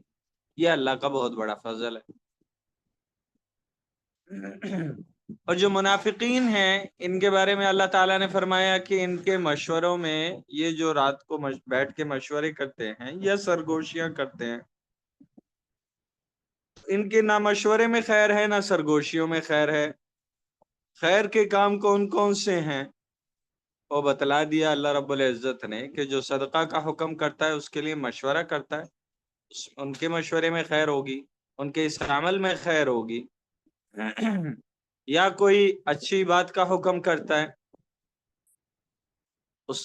یا اچھی بات کے لیے مشورہ کرتا ہے، اسی طرح خود لوگوں کی صلح صفائی کرواتا ہے یا صلح صفائی کروانے کے لیے چند لوگوں کے ساتھ مشورے کرتا ہے، ان تمام چیزوں میں خیر ہے۔ پھر اللہ نے آخر میں ایک قید بھی بیان کر دی، بھائی جو ایسا یہ عمل کرے لیکن صدقہ کر رہا ہے یا اچھی بات کا حکم کر رہا ہے یا لوگوں کے درمیان صلح صفائی کروا رہا ہے، مقصد اس کا صرف اللہ رب العزت کی ذات کی رضا تلاش کرنا ہو، تو اللہ فرما رہے ہیں ہم اس کو ان قریب بڑے اجر سے نوازیں گے۔ اس کے بعد آپ علیہ الصلوۃ والسلام کی مخالفت اور منافقین اور کفار کی اتباع، ان دونوں کے وبال کو اللہ تعالیٰ نے بیان فرمایا کہ سب سے پہلا دنیاوی سزا اس کی یہ ہوگی کہ وہ دنیا میں جس برائی میں مشغول ہے اسی میں ترقی کرتا چلا جائے گا، اور آخرت میں اس کا ٹھکانہ جہنم ہوگا۔ آگے مزید 2 رکوع سوائے 2 آیات کے جن میں چند احکام ہیں، 1-2 احکام بیان کیے جا رہے ہیں، وہ احکام کی تفصیل آپ حضرات پہلے پڑھ چکے ہیں، باقی ساری ترغیب و ترہیب والی آیات ہیں، تو اس لیے آج 2 رکوع انشاءاللہ مکمل کریں گے۔ بسم اللہ الرحمن الرحیم، ان اللہ لا یغفر ان یشرک بہ ویغفر ما دون ذلک لمن یشاء۔ دیکھیں اللہ رب العزت جو ہے شرک کو کبھی بھی معاف نہیں فرمائیں گے، کہ اللہ کے ساتھ کسی کو شریک کیا جائے، اللہ تعالیٰ اس گناہ کو کبھی نہیں معاف فرمائیں گے۔ وَيَغْفِرُ مَا دُونَ ذَلِكَ، اور اس کے علاوہ جو بھی گناہ ہوگا وہ اللہ کی مشیت پر منحصر ہے، کہ اللہ تعالیٰ جو ہیں لمن یشاء، جس کے لیے چاہیں وہ معاف فرما دے۔ وَمَن یشرک باللہ، لیکن جس نے اللہ کے ساتھ شرک کیا ہے، فقط ضل ضلالا بعیدا، وہ ایک دور کی گمراہی میں بھٹک رہا ہے۔ دور کی گمراہی سے مراد جو حق سے اتنی دور ہو کہ حق کی طرف اگر سفر کرنا چاہے تو اس سفر کو طے نہ کر پائے، اتنی دور کی گمراہی میں وہ انسان بھٹک رہا ہے جس نے اللہ کے ساتھ شرک کیا۔ إِن يَدْعُونَ مِن دُونِهِ إِلَّا إِنَاثًا، اللہ تعالیٰ فرما رہی ہے جو شرک کرنے والے لوگ ہیں نا، إِن يَدْعُونَ، ان نافیہ ہے یہاں پر، نہیں یہ لوگ پکارتے، من دونہ، اللہ کے علاوہ سے، إِلَّا إِنَاثًا، مگر عورتوں کو۔ عورتوں کو پکارنے کا مقصد کیا ہے؟ یعنی ان کی عبادت کرتے ہیں، عورتوں کی عبادت تو کوئی بھی نہیں کرتا تھا، مراد یہ ہے کہ جو انہوں نے مورتیاں بنائی ہوئی تھی اور جن مورتیوں میں چند جو ان کے معبود تھے وہ خواتین کی بھی مورتیاں انہوں نے بنائی ہوئی تھی اور ان کی بھی عبادت کیا کرتے تھے، تو اللہ تعالیٰ نے پہلے ان کا عمل بیان کیا، پھر اس عمل کی عمل کیا بیان کیا؟ ان یدعونا، نہیں یہ لوگ عبادت کرتے یا نہیں یہ لوگ پکارتے، من دونہ، اللہ کے علاوہ سے، الا اناسا، سوائے عورتوں کو۔ یعنی اگر اس کا حصر والا ترجمہ کیا جائے تو یہ لوگ اللہ کے سوا عورتوں ہی کو پکارتے ہیں۔ وَإِن يَدْعُونَ إِلَّا شَيْطَانًا مَرِيدًا، اور یہ لوگ صرف اور صرف سرکش شیطان کی عبادت کرتے ہیں، اسی کو پکارتے ہیں۔ تو عمل ہے ظاہری عورتوں کی مورتیاں بنا کر ان کی عبادت کرنا، ان کو اللہ کا شریک ٹھہرانا، یا فرشتوں کو اللہ کی بیٹیاں تصور کر کے ان کی مورتیاں بنانا، ان کی عبادت شروع کر دینا، اللہ کا شریک بنا دینا، تو وہ عورتیں ان مورتیوں کی عبادت در حقیقت شیطان کی عبادت ہے، کیونکہ شیطان نے وعدہ کیا ہے، یہ سرکش شیطان کون ہے؟ لعنہ اللہ، اللہ تعالیٰ نے تو اس پر لعنت کی ہے، لیکن اس نے یہ کہا تھا یا اللہ وقال لأتخذن من عبادك نصیبا مفروضا، شیطان نے کہا تھا لأتخذن، میں ضرور لوں گا، من عبادك، تیرے بندوں میں سے، نصیبا، حصہ، مفروضا، مقرر شدہ۔ مقرر شدہ حصہ لینے سے مراد کیا ہے؟ یعنی ان سے میں مال وصول کروں گا، تیرے بندوں سے مال لوں گا، جن کو مال تو نے عطا کیا ہے ان سے مال لوں گا، لیکن غیر اللہ کے نام پہ کر کے لوں گا، کیونکہ وہ تیری طرف تو جائے گا نہیں۔ تو یہ لوگ غیر اللہ کے نام پر نذرانے، تحفے اور پتہ نہیں کیا کیا کچھ لٹائیں گے، اور میں ان سے وہ حاصل کروں گا۔ مراد یہ کہ شیطان کو مال و دولت کی ضرورت نہیں ہے، بلکہ بات یہ ہے کہ وہ ان کا مال غلط جگہ پر لگا کر ان کی آخرت کو تباہ کرنا چاہتا ہے۔ کروڑوں لوگ آج جو ہے اس عمل میں مبتلا ہیں، ہر دور میں رہے ہیں، اور کیا اس نے وعدے کیے ہیں اس دربار الہی میں کھڑے ہو کر، وَلَا أُزِلَّنَّهُمْ، یا اللہ ضرور بہکاؤں گا انہیں میں، وَلَا أُمَنِّيَنَّهُمْ، جھوٹی امیدیں دلاؤں گا، وَلَا آمُرَنَّهُمْ، اور ان کو میں سکھاؤں گا۔ کیا سکھاؤں گا؟ ہر وہ چیز سکھاؤں گا، ہر اس چیز کا ان کے دل میں وسوسہ ڈالوں گا جو تیری ناراضگی کا سبب بنے گا۔ تو آج کا انسان ہر اس عمل کو کر رہا ہے جو اللہ کی ناراضگی کا سبب بن رہا ہے، اکثریت ان کی ہے، الا قلیلا منہم۔ فلا یبتکن آذان الانعام، یہ لوگ ضرور چیریں گے جانوروں کے کان، جانوروں کے کان ضرور چیریں گے۔ تو زمانہ جاہلیت میں ایسا ہوتا تھا کہ جانوروں کے کان کاٹ دیے جاتے تھے اور ان کو بتوں کے نام پر وقف کر دیا جاتا تھا، بطور نشانی ان کے کان کاٹتے تھے اور کہتے تھے کہ یہ اب فلاں بت کے نام ہے، نہ اس کو کوئی کھا سکتا ہے، نہ کوئی اس کو ہاتھ لگا سکتا ہے، اس کی جو خدمت کرے گا وہ بھی جو ہے، ایمان ان کا یہی تھا کہ اللہ رب العزت تخلیق کرنے والے ہیں، اللہ ہی خالق ہیں، سب کچھ ہے۔ وہ کہتے تھے اس عمل سے اللہ خوش ہو جائے گا، ہم اللہ کے مقربین بن جائیں گے، حالانکہ اللہ صراحتاً اس کی قباحت کو بیان فرما رہے ہیں۔ وَلَا آمُرَنَّهُمْ، اور میں انہیں کیا سکھاؤں گا، فَلَيُغَيِّرُنَّ خَلْقَ اللَّهِ، تو یہ اللہ کی صورتیں جو ہیں وہ ضرور بدلیں گے، اللہ کی بنائی ہوئی صورتوں کو بدلتے رہیں۔ تو آج چہروں پہ کیا کیا جو ہے وہ سرجریاں وغیرہ، پتہ نہیں کیا کیا عمل جو ہے آج ہو رہا ہے، یا بناؤ سنگھار سے اتنا اس کے اندر مبالغہ اختیار کر لینا گویا کہ اصل انسان کی حقیقت ہی بدل جائے۔ تو یہ سارے کام جو ہیں رائج کردہ وہ شیطان کی طرف سے ہیں، اس نے پہلے یہ قسمیں کھائی ہیں، اللہ نے بھی آگے سے ایک اعلان کر دیا، وَمَن يَتَّخِذِ الشَّيْطَانَ وَلِيًّا مِّن دُونِ اللَّهِ، جس نے شیطان کو اپنا دوست بنا لیا اللہ کے علاوہ سے، فقد خسر خسرانا مبینا، تو اس نے ایک واضح نقصان کما لیا ہے، خسارے میں پڑ گیا، اور اس کو خسارہ جو ہوا ہے وہ بہت واضح ہے، اور وہ اس خسارے کی بنیاد پر جس عذاب میں مبتلا ہونے والا ہے وہ کبھی ختم ہونے والا نہیں ہے۔ اللہ فرما رہا ہے شیطان کا تو کام ہے، یعدہم، یہ ان کو وعدہ دیتا ہے، ویمنیہم، انہیں امیدیں دلاتا ہے، جھوٹی آرزویں دلاتا ہے، یہ چوری کا کام کر لے تیری بہت سے مسائل حل ہو جائیں گے، سود کا کام کر لے تیرے بہت ترقی کر جائے گا، تو بہت اعلیٰ جو ہے نا مراتب پہ پہنچ جائے گا۔ تو شیطان تو جھوٹی آرزویں باندھتا ہے، جھوٹی امیدیں دلاتا ہے، وہ اس کا مقصد در حقیقت اللہ سے دور کرنا ہے۔ اللہ فرما رہے ہیں وَمَا يَعِدُهُمُ الشَّيْطَانُ إِلَّا غُرُورًا، شیطان تو صرف ان سے دھوکے کا وعدہ کرتا ہے، دھوکے باز ہے وہ، تو اس کی باتوں میں آنے والا آج ایک بڑا مجمع دنیا میں موجود ہے۔ تو اللہ فرما رہے ہیں کہ دنیا میں اگر یہ شیطان کے پیچھے چلنے لگ گئے تو تو آخرت میں اولئک مأواہم جہنم، جی ہاں یہی وہ لوگ ہیں کہ جن کا ٹھکانہ جہنم ہے، ولا یجدون عنہا محیصا، اور اس جہنم کو جب اپنی آنکھوں کے سامنے دیکھیں گے تو اس سے بھاگنے کی جگہ نہیں ملے گی ان کو۔ تو یہ مشرکین اور کفار کا حال ہے۔ والذین آمنوا وعملوا الصالحات، وہ لوگ جو ایمان لائے، وعملوا الصالحات، نیک اعمال بھی کیے، ان کا بدلہ اللہ فرما رہے ہیں، ہم بتاتے ہیں سندخلہم عن قریب، ہم ان کو داخل کریں گے جناتن، ایسے باغات میں تجری جاری ہوتی ہیں، من تحتہا، جن باغات کے نیچے سے انہار، نہریں، خالدین فیہا، کہ اس میں ہمیشہ وہ رہیں گے، ابدا، ہمیشہ ہمیشہ کے لیے وہ رہیں گے۔ تو ان ایمان لانے اور نیک اعمال کے بدلے میں اللہ اس جنت کا وعدہ کر رہے ہیں، وعد اللہ حقا، اور اللہ کا وعدہ جو ہے وہ سچا ہے۔ ومن اصدق من اللہ قیلا، تو بات کرنے کے اعتبار سے اللہ سے زیادہ سچا کون ہو سکتا ہے؟ بے شک اللہ سے زیادہ سچا کوئی نہیں ہو سکتا۔ لیس بامانیکم ولا امانی اہل الکتاب،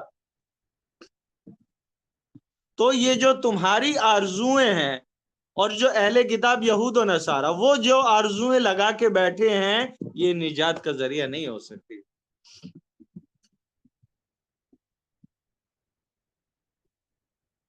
یہ نجات کا ذریعہ ہرگز نہیں بن سکتی، یہ تو تمہاری آرزویں ہیں۔ اللہ کا جو قانون ہے وہ یہ ہے کہ من یعمل سوءا، جس نے برائی کی، یجزا بہ، وہ اس کی سزا پائے گا، ولا یجد لہ من دون اللہ ولیا، اور جس نے برا عمل کر لیا اس کی سزا پائے گا، برے عمل سے توبہ نہ کی تو قیامت والے دن ولا یجد لہ، تو وہ نہیں پائے گا اپنے لیے، من دون اللہ، اللہ کے علاوہ سے، ولیا، کوئی بھی حمایتی، کوئی بھی دوست، ولا نصیرہ، کوئی بھی مددگار۔ اللہ کے علاوہ نہ کوئی دوست بن سکتا ہے، نہ کوئی حمایتی بن سکتا ہے، اور نہ ہی کوئی مددگار ہو سکتا ہے۔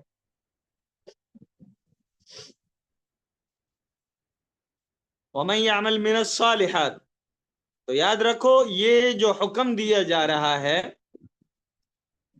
یہ صرف ایک جنس کے حساب سے نہیں ہے، ایک نوع کے حساب سے نہیں ہے کہ مرد یہ کریں گے تو عورتیں یہ کریں گی تو ان کے لیے الگ ہے، یا ان کے لیے اجر الگ ہوگا، یا اس میں کمی ہوگی، نہیں۔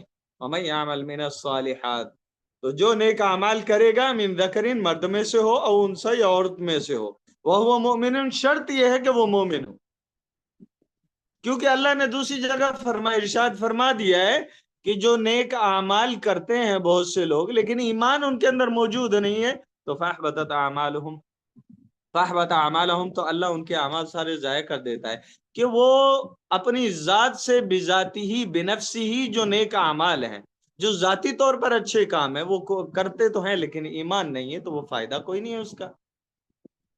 تو اس لیے اللہ یہاں شرط لگا رہے ہیں، وَهُوَ مُؤْمِنٌ، اس حال میں کہ وہ مومن ہو، فَأُولَٰئِكَ يَدْخُلُونَ الْجَنَّةَ، یہ وہی لوگ ہوں گے کہ جو جنت میں داخل ہوں گے، وَلَا يُظْلَمُونَ نَقِيرًا، تو ان لوگوں کے اوپر تل برابر بھی ظلم نہیں کیا جائے گا، ذرہ برابر بھی ان پر ظلم نہیں کیا جائے گا، ان کی حق تلفی نہیں کی جائے گی۔ وَمَنْ أَحْسَنُ دِينًا مِّمَّنْ أَسْلَمَ وَجْهَهُ لِلَّهِ، تو کون اس شخص سے زیادہ بہتر ہوتا ہے دین کے اعتبار سے؟ کس شخص سے زیادہ بہتر ہو سکتا ہے؟ اسلم وجہہ للہ، جس نے اپنا چہرہ اللہ کے لیے جھکا دیا، وہ محسن، اس حال میں کہ وہ نیکوکار بندہ ہے، اللہ کا نیک بندہ ہے۔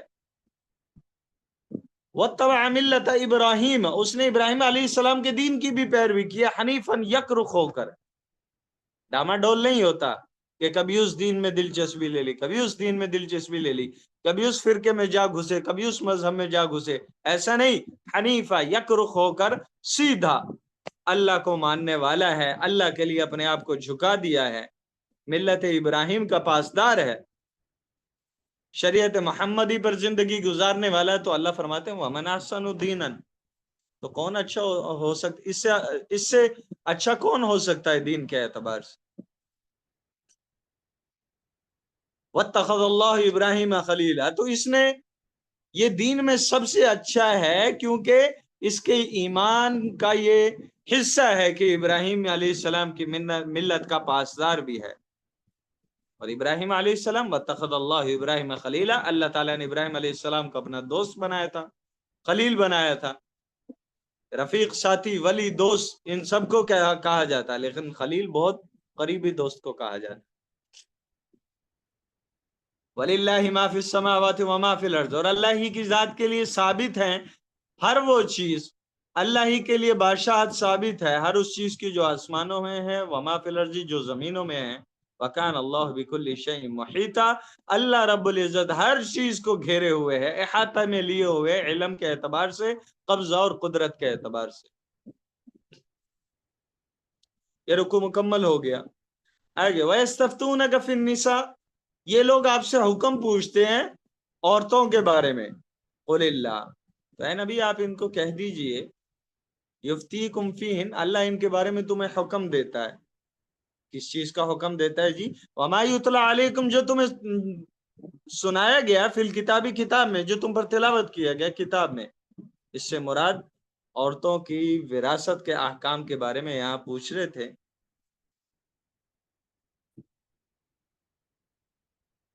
تو اللہ تعالیٰ فرما رہے ہیں کہ لوگ آپ سے عورتوں اور ان کے میراث کے بارے میں فتوے مانگتے ہیں، پوچھتے ہیں آپ سے۔ تو آپ ان سے کہہ دو کہ اللہ جو فتویٰ دے رہا ہے وہ وہی فتویٰ ہے یتلا علیکم فی الکتاب، جو تم پر تلاوت کی گئی ہے کتاب میں، مراد وہ وصیت والی آیت ہے، یوصیکم اللہ فی اولادکم للذکر مثل حظ الانثیین۔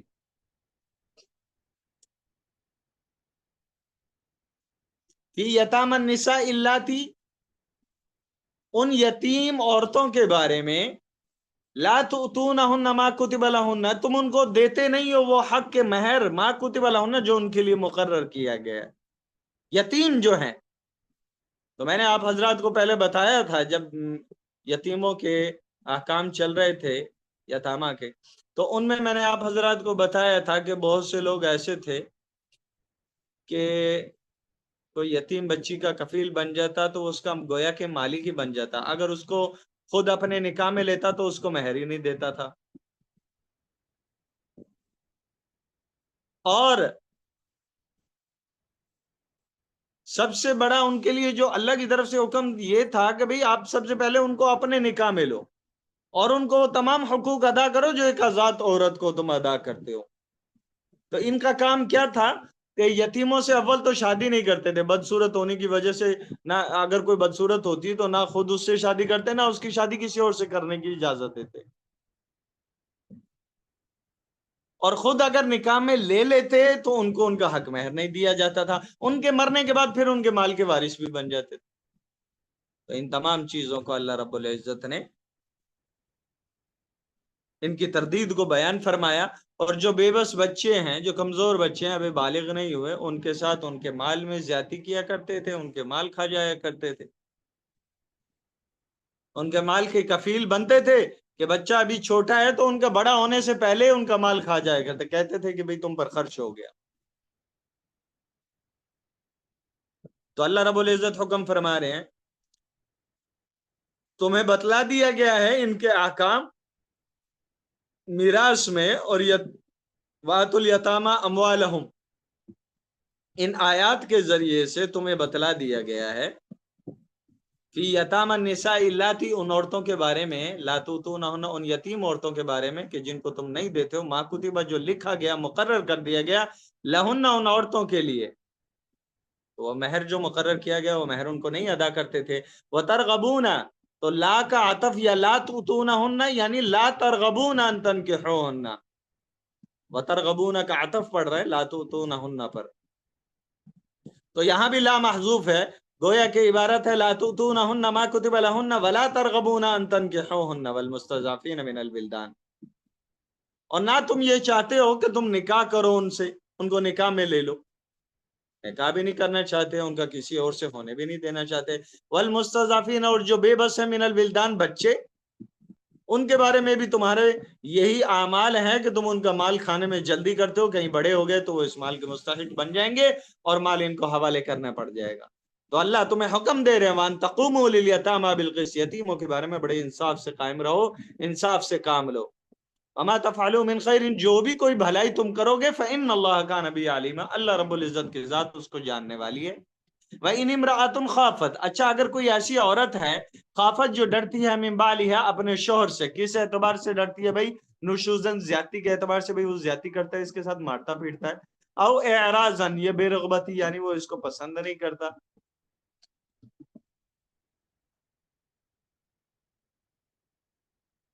اس کی بدصورتی سے جو ہے وہ اس کی طرف راغب نہیں ہوتا. تو اگر کسی عورت کو ایسا خوف ہے اپنے شوہر سے جو مجھے زیادتی کا نشانہ بنائے گا، یا جو ہے وہ بے رغبتی کا اظہار کرے گا، چاہے نان نفقہ بند کر کے کر رہا ہے یا ویسے بات چیت بند کر کے کر رہا ہے، کسی بھی طریقے سے وہ بے رغبتی کا اظہار کر رہا ہے، تو اللہ فرما رہے ہیں فلا جناح علیہما، دونوں پر کوئی گناہ نہیں ہے، یصلحا بینہما صلحا، کہ وہ آپس میں اچھے سے صلح کر لیں. والصلح خیر، صلح جو ہے وہ بہتر ہے. کہ مرد کو بھی سمجھا دیا جائے بھائی یار نان نفقہ آپ جن چیزوں میں کمی کر رہے ہو وہ بخوبی ادا کرو یار. اگر آپ ان چیزوں سے بھاگو گے، آپ حقوق میں حق تلفی کر رہے ہو. تو بیوی کے معاملے میں زمانہ جاہلیت میں بڑا بخل سے کام لیا جاتا تھا. جو ان کے حقوق ہیں وہ تو بڑے درکنار کے حقوق عورت کے ادا کیے جائیں. جو بنیادی چیزیں جو ایک انسان ہونے کے اعتبار سے ان کو میسر کی جانی چاہیے، یہ وہ بھی میسر نہیں کیا کرتے. اللہ فرما رہے وَأُحْضِرَتِ الْأَنفُسُ الشُّحَّ، طبیعتیں جو ہیں وہ بخل کی طرف ہی مائل ہوتی ہیں. انسان کی جو طبیعت ہے بخل کی طرف مائل ہوتی ہیں. جوڑ جوڑ کے رکھنا، بچا بچا کے رکھنا، تو ان پر خرچ کیا کرو، زیادتی سے باز رہو، صلح صفائی کے درمیان یہ سارے معاملات طے کرو. اور صلح جو ہے وہ زیادہ بہتر ہے بنسبت جدائی اختیار کرنے کے جو طلاق کے ذریعے ہو جائے. وَإِن تُحْسِنُوا، اگر صلح صفائی کرو گے، راہ راست پر آ جاؤ گے، جو خامیاں اپنے اندر ہیں ان کو ختم کرو گے، حسن سلوک کے ساتھ اپنی بیویوں کے ساتھ رہو گے، تو یہ بڑا نیکی کا کام ہے. وَإِن تُحْسِنُوا، اگر تم نیکی کرو گے، وَتَتَّقُوا، اور پرہیزگاری اختیار کرو گے، فَإِنَّ اللَّهَ كَانَ بِمَا تَعْمَلُونَ خَبِيرًا، تو اللہ رب العزت کی ذات جو تم اعمال کر رہے ہو ان سے باخبر ہے. یاد رکھنا اللہ سے نہیں کچھ چھپا سکتے. کیسا سلوک کر رہے ہو، کس نیت سے کر رہے ہو، کیا وجہ ہے، اللہ رب العزت ہر چیز سے باخبر ہے. وَلَن تَسْتَطِيعُوا أَن تَعْدِلُوا بَيْنَ النِّسَاءِ، یہ آیت ان کے بارے میں ہے جن کی 2 بیویاں ہیں، 3 بیویاں ہیں، 4 بیویاں.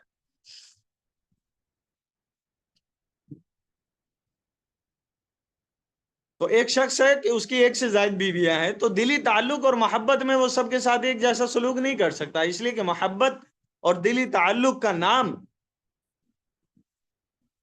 دلی تعلق وہ ایک ایسی چیز کا نام ہے کہ جس پر انسان کو کبھی اختیار نہیں ہوتا. خدا آپ علیہ الصلوۃ والسلام کو بھی اپنی تمام ازواج مطہرات میں سے حضرت عائشہ رضی اللہ تعالیٰ عنہ سے زیادہ محبت تھی.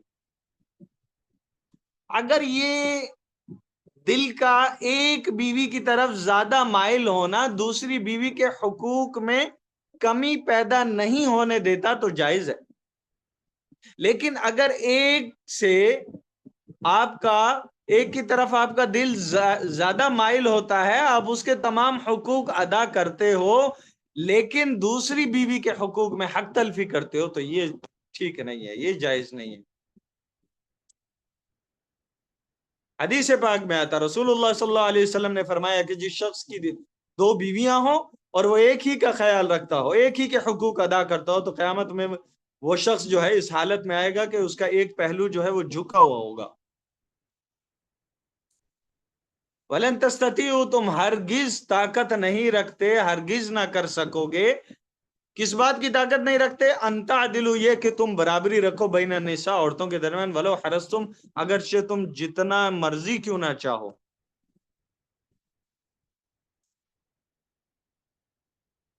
دونوں کے درمیان برابری کوئی آسان معاملہ نہیں ہے. تو اللہ فرما رہے فلا تمیلوا کل المیل، تو ایک ہی بیوی کی طرف بالکل نہ جھک جانا، کہ اس سے لازم کیا آئے گا فتذروها کالمعلقہ، تو دوسری بیوی کو تم ایسے چھوڑ دو گے جیسے کوئی لٹکی ہوئی چیز ہوتی ہے. تو ظاہر سی بات ہے تمہاری نکاح کی گرہ میں لٹکی ہوئی ہے، اس کے حقوق ادا نہیں ہو رہے. اس کو بیوی ہونے کے اعتبار سے جو حقوق اس کو ملنے چاہیے وہ اس کو نہیں مل رہے. تو اللہ فرما رہے ہیں فلا تمیلوا کل المیل، ایک کی طرف مکمل طور پہ نہ جھک جانا کہ فتذروها کالمعلقہ، کہ دوسری کو تم چھوڑ دو لٹکی ہوئی. ایک کی طرف دل کا میلان ہونا، دل کا زیادہ مائل ہونا، یہ عام بات ہے. آپ علیہ الصلوۃ والسلام بھی جو ہے حضرت عائشہ رضی اللہ تعالیٰ عنہا کی طرف جو ہے زیادہ مائل ہوتے تھے، دلی تعلق زیادہ تھا، لیکن کبھی دوسری ازواج مطہرات کے حقوق میں کمی نہیں کی، ان کے حقوق میں زیادتی نہیں ہونے دی۔ تو اگر ایسا کر سکتے ہو تو ایک سے زائد رکھ لو، اور اگر ایسا نہیں کر سکتے من خفتم اللہ تعدلوا فواحدہ، اگر تم خوف ہے اس بات کا کہ بھئی تم انصاف نہ کر سکو گے، برابری نہ رکھ سکو گے، تو پھر ایک ہی ٹھیک ہے۔ وَلَن تَسْتَطِيعُوا أَن تَعْدِلُوا بَيْنَ النِّسَاءِ وَلَوْ حَرَصْتُمْ، تم ہرگز طاقت نہیں رکھتے اس بات کی کہ تم لوگ برابری رکھو بین النساء، عورتوں کے درمیان، ولو حرصتم، اگرچہ تم جتنا مرضی چاہو، فلا تمیلوا کل المیل، تو ایک ہی کی طرف بالکل نہ جھک جانا، فتذروها کالمعلقہ، کہ دوسری کو تم چھوڑ دو لٹکی ہوئی کی طرح، وَإِن تصلحوا، اگر تم اصلاح کرتے رہو اور عدل کے ساتھ چلو، وتتقوا، اور پرہیزگاری اختیار کرو، فإن اللہ کان غفور رحیمہ، تو ہلکی پھلکی کوتاہیوں کا اللہ رب العزت کی ذات جو ہے وہ بخشنے والی ہے اور بندوں پر بڑی مہربان ہے۔ وَإِن يَتَفَرَّقَا يُغْنِ اللَّهُ كُلًّا مِّن سَعَتِهِ، اگر دونوں کے درمیان انصاف نہیں رکھ سکتے اور دو لوگ جو ہے جدا ہو جاتے ہیں، طلاق کے ذریعے علیحدگی پیدا ہو جاتی ہے میاں بیوی میں، تو یغنی اللہ، اللہ جو ہے بے نیاز کر دے گا کل من ساتھی، ان میں سے ہر ایک کو اپنی وسعت کے مطابق، اپنی جو ہے کشادگی کے مطابق، اللہ جو ہے ہر ایک کے لیے اسباب پیدا کر دے گا۔ ضروری نہیں ہے کہ تم ساتھ رہو گے تو زندہ رہو گے، ورنہ نہیں رہ سکتے، اگر نہیں بن پا رہی ہے تو الگ ہو جاؤ، لیکن یہ آخری درجے کا حکم ہے۔ تو اللہ فرما رہے ہیں کہ جب علیحدگی کی صورت بن ہی گئی تو اس میں بھی پریشان نہ ہونا، اللہ ہر ایک کی خوشیاں، اس کے اسباب معاش، تمام کی چیزوں کا بندوبست اللہ رب العزت فرما دیتے ہیں۔ اللہ ہر ایک کو، ان دونوں میں سے، میاں بیوی میں سے ہر ایک کو ایک دوسرے سے بے نیاز کر دے گا، بے پرواہ کر دے گا۔ وَكَانَ اللَّهُ وَاسِعًا حَكِيمًا، کہ اللہ رب العزت بہت کشادگی والا ہے اور حکمت والا ہے۔ اللہ کے تمام احکام میں جو حکمت ہے وہ انسان ہی کے لیے نفع بخش ہیں۔ وَلِلَّهِ مَا فِي السَّمَاوَاتِ وَمَا فِي الْأَرْضِ، اللہ ہی کے لیے بادشاہت ثابت ہے ان تمام چیزوں میں جو آسمانوں میں ہے، وما فی الارض، جو زمین میں ہے۔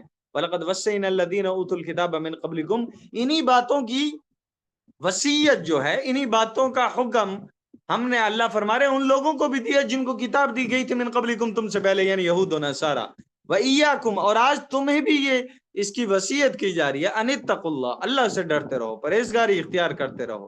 وَإِن تَكْفُرُوا، اگر تم کفر کرو گے، فَإِنَّ لِلَّهِ مَا فِي السَّمَاوَاتِ وَمَا فِي الْأَرْضِ، آسمان اور زمین پہ تو اللہ ہی کی بادشاہت ہے نا، تو اللہ کو تمہارے کفر سے فرق نہیں پڑنے والا، یہ تمہاری اپنی ذات کے لیے نقصان دہ ہونے والا ہے آخرت میں۔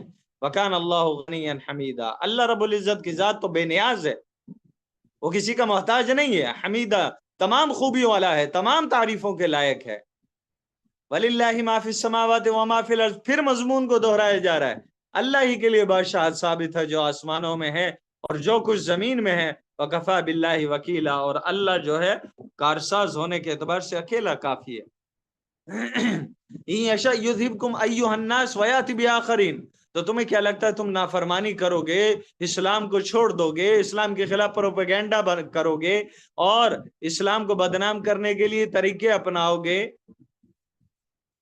سو چالیں چلو گے، تو اللہ کی ذات کو اس کا نقصان ہونے والا ہے، اللہ کی شان میں کمی ہونے والی ہے؟ ایسا نہیں ہے۔ إِن يَشَأْ يُذْهِبْكُمْ، اگر اللہ چاہیں تو تم سب کو مٹا دیں، سب کو ختم کر دیں، سب کو لے جائیں۔ ایھا الناس، اے لوگوں، لوگوں سے خطاب کر کے اللہ فرما رہے ہیں، وَيَأْتِ بِآخَرِينَ، اور تمہاری جگہ دوسروں کو لے کر آ جائیں۔ وَكَانَ اللَّهُ عَلَى ذَلِكَ قَدِيرًا، اللہ رب العزت کی ذات جو ہے اس پر قادر ہے۔ اللہ تم سب کو اکھاڑ پھینکے، اللہ تمہارے محتاج نہیں ہے۔ جیسے سورہ محمد کی آخری آیت ہے نا، وَيَسْتَبْدِلْ قَوْمًا غَيْرَكُمْ ثُمَّ لَا يَكُونُوا أَمْثَالَكُمْ، اگر اللہ چاہیں تو تم آج اس دین کی قدر نہیں کرو گے، اللہ تمہاری جگہ لا کے کسی دوسری قوم کو بٹھا دے گا، پھر وہ تمہارے جیسے نافرمان نہیں ہوں گے۔ اللہ کی ذات اس پر قادر ہے۔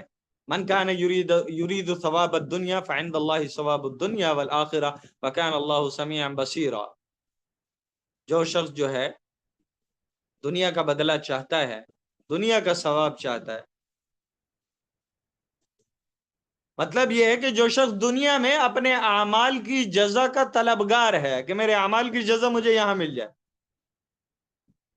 تو اللہ رب العزت کے پاس دنیا اور آخرت دونوں کا اجر موجود ہے، دونوں کی جزا موجود ہے۔ تو اللہ ہی کے در میں در حقیقت انسان کو کامیابی ملنے والی ہے۔ وَكَانَ اللَّهُ سَمِيعًا بَصِيرًا، اور اللہ رب العزت کی ذات جو ہے وہ سننے والی ہے اور دیکھنے والی ہے، تمام اعمالوں کو دیکھ رہی ہے، سمیع تمام اقوالوں کو سن رہی ہے۔ بات سمجھ میں آ گئی احباب کو یہاں تک؟ جی جی استاد جی۔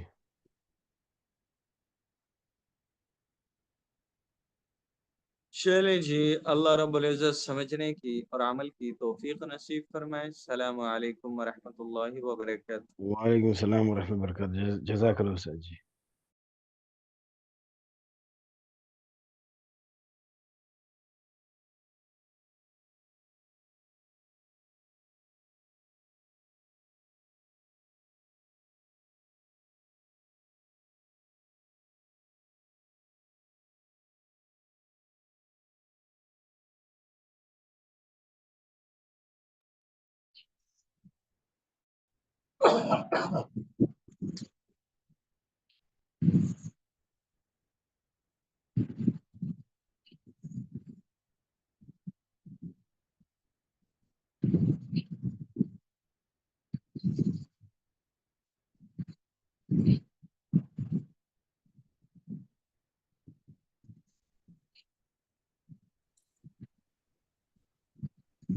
السلام علیکم ورحمۃ اللہ وبرکاتہ۔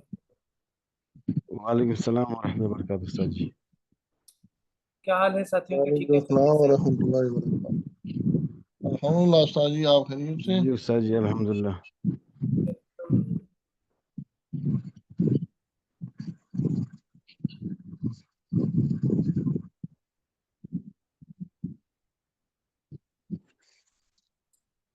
اچھا جی، عقیدہ نمبر 93 سے آج ہم نے پڑھنا ہے۔ گزشتہ جو ہم نے آخری سبق پڑھا، ان عقائد میں کیا بات ہو رہی تھی؟ دو تین اہم ترین مسئلے تھے۔ ایک تو ایصال ثواب کا مسئلہ تھا، جو سب سے اہم مسئلہ تھا۔ ایصال ثواب بدنی عبادات کا ہو یا مالی عبادات کا ہو، اہل سنت والجماعت کے نزدیک اس کا مردوں کو فائدہ ہوتا ہے۔ آج جو مسئلہ ہے یہ بھی بڑا اہم مسئلہ، اور اس مسئلے سے بڑا اہم عقیدہ ہے۔ اس عقیدے اور مسئلے کے خلاف ہم دن رات باتیں سنتے ہیں، اپنے دائیں بائیں آگے پیچھے۔ اللہ تعالیٰ ان کو ہدایت دے۔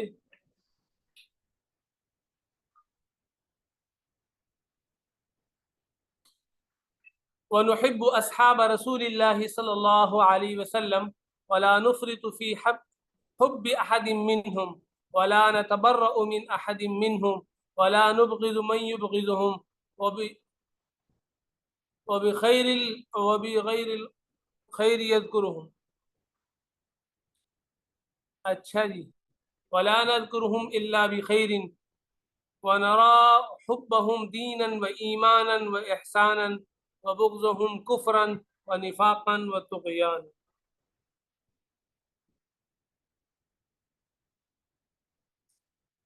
صحابہ سے محبت یہ ایمان کا جز ہے، ایمان کا حصہ ہے۔ ترجمہ سن لیجئے، کہہ رہے ہیں وَنُحِبُّ، اور ہم رسول اللہ صلی اللہ علیہ وسلم کے صحابہ سے محبت کرتے ہیں، اور ہم ان میں سے صحابہ میں سے کسی ایک کی محبت میں بھی حد سے تجاوز نہیں کرتے، شیعوں کی طرح، روافض کی طرح حد سے تجاوز نہیں کرتے۔ وَلَا نَتَبَرَّأُ مِنْ أَحَدٍ مِّنْهُمْ، اور نہ ان میں سے کسی سے بھی برات کا اظہار کرتے ہیں۔ وَنُبْغِضُ مَنْ يُبْغِضُهُمْ، جو ان سے بغض رکھے، ان سے عداوت رکھے، جیسے خوارج ہیں یا شیعہ ہیں، وہ حضرت ابو بکر اور حضرت عمر سے بغض رکھتے ہیں، تو ہم ان سے بغض رکھتے ہیں، یہ بھی ہمارے ایمان کا حصہ ہے۔ ٹھیک ہے؟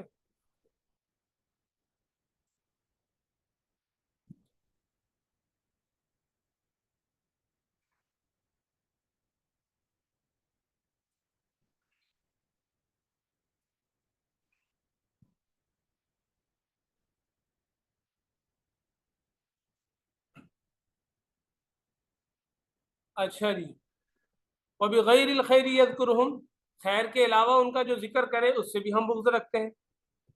वला नज़्कुरुहुम इल्ला बिखैरिन, और हम सहाबा का सिर्फ खैर के साथ तज़किरा करते हैं। वनरा हुब्बहुम दीनन व ईमानन व इहसानन, और हम सहाबा से मोहब्बत को दीन, ईमान और एहसान समझते हैं। व बुग़्ज़ुहुम कुफ्रन, और सहाबा से बुग़्ज़ रखने को कुफर, निफाक और सरकशी समझते हैं। ये अहले सुन्नत वल जमात का अक़ीदा है।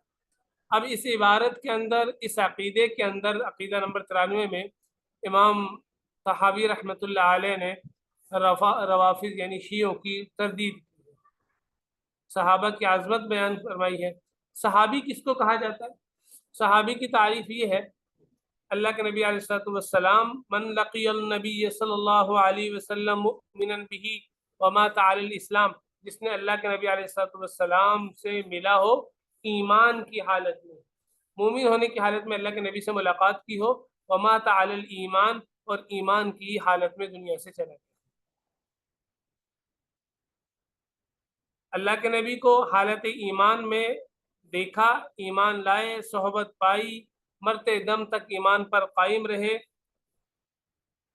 इसलिए अहले सुन्नत वल जमात का अक़ीदा ये है, अंबिया अलैहिस्सलातु वस्सलाम के बाद कोई कितनी इबादत कर ले, कितनी रियाजत कर ले, कितना ही अपने आप को सखावत में, नमाज में, रोज़े के अंदर आगे कर ले, लेकिन वो सहाबा के मर्तबे को नहीं पहुँच सकता।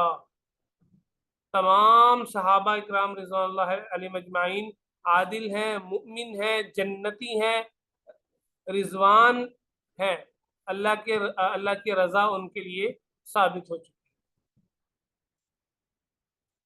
इसी तरह अहले सुन्नत वल जमात का अक़ीदा ये भी है कि अगर कोई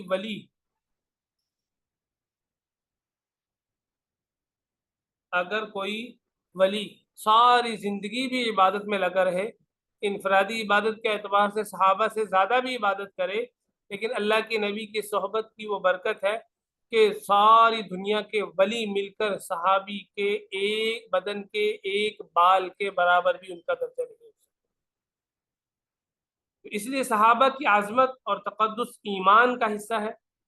कुरान और सुन्नत, दीन, जितनी चीज़ें ये हमें किसके ज़रिए पहुँची हैं? सहाबा के ज़रिए पहुँची। तो सहाबा इन चीज़ों को पहुँचाने का ज़रिया है, सुतून है, अहम किरदार है सहाबा। तो अगर कोई सहाबा से बुग़्ज़ रखता है, इनको गिराने की कोशिश करता है, इनको बुरा भला कहता है माअज़ल्लाह, तो गोया कि वो दीन पर वार कर रहा है, दीन की इमारत को गिराना चाहे। इसलिए सहाबा पर ईमान ना लाने का मतलब ये है कि सहाबा को आदिल और मुंसिफ और सबसे, अंबिया अलैहिस्सलातु वस्सलाम के बाद सबसे ज़्यादा दर्जे वाला ना समझना, ये गोया कि दीन का इनकार है, ईमान का इनकार है, क्योंकि ईमान और दीन हमारे तक पहुँचा किसके ज़रिए? सहाबा के ज़रिए पहुँचा है। सहाबा के जो जरिए। सहाबा के ऊपर तबर्रा करे, ये सहाबा को बुरा भला कहे माअज़ल्लाह, तो उसका दीन महफूज नहीं।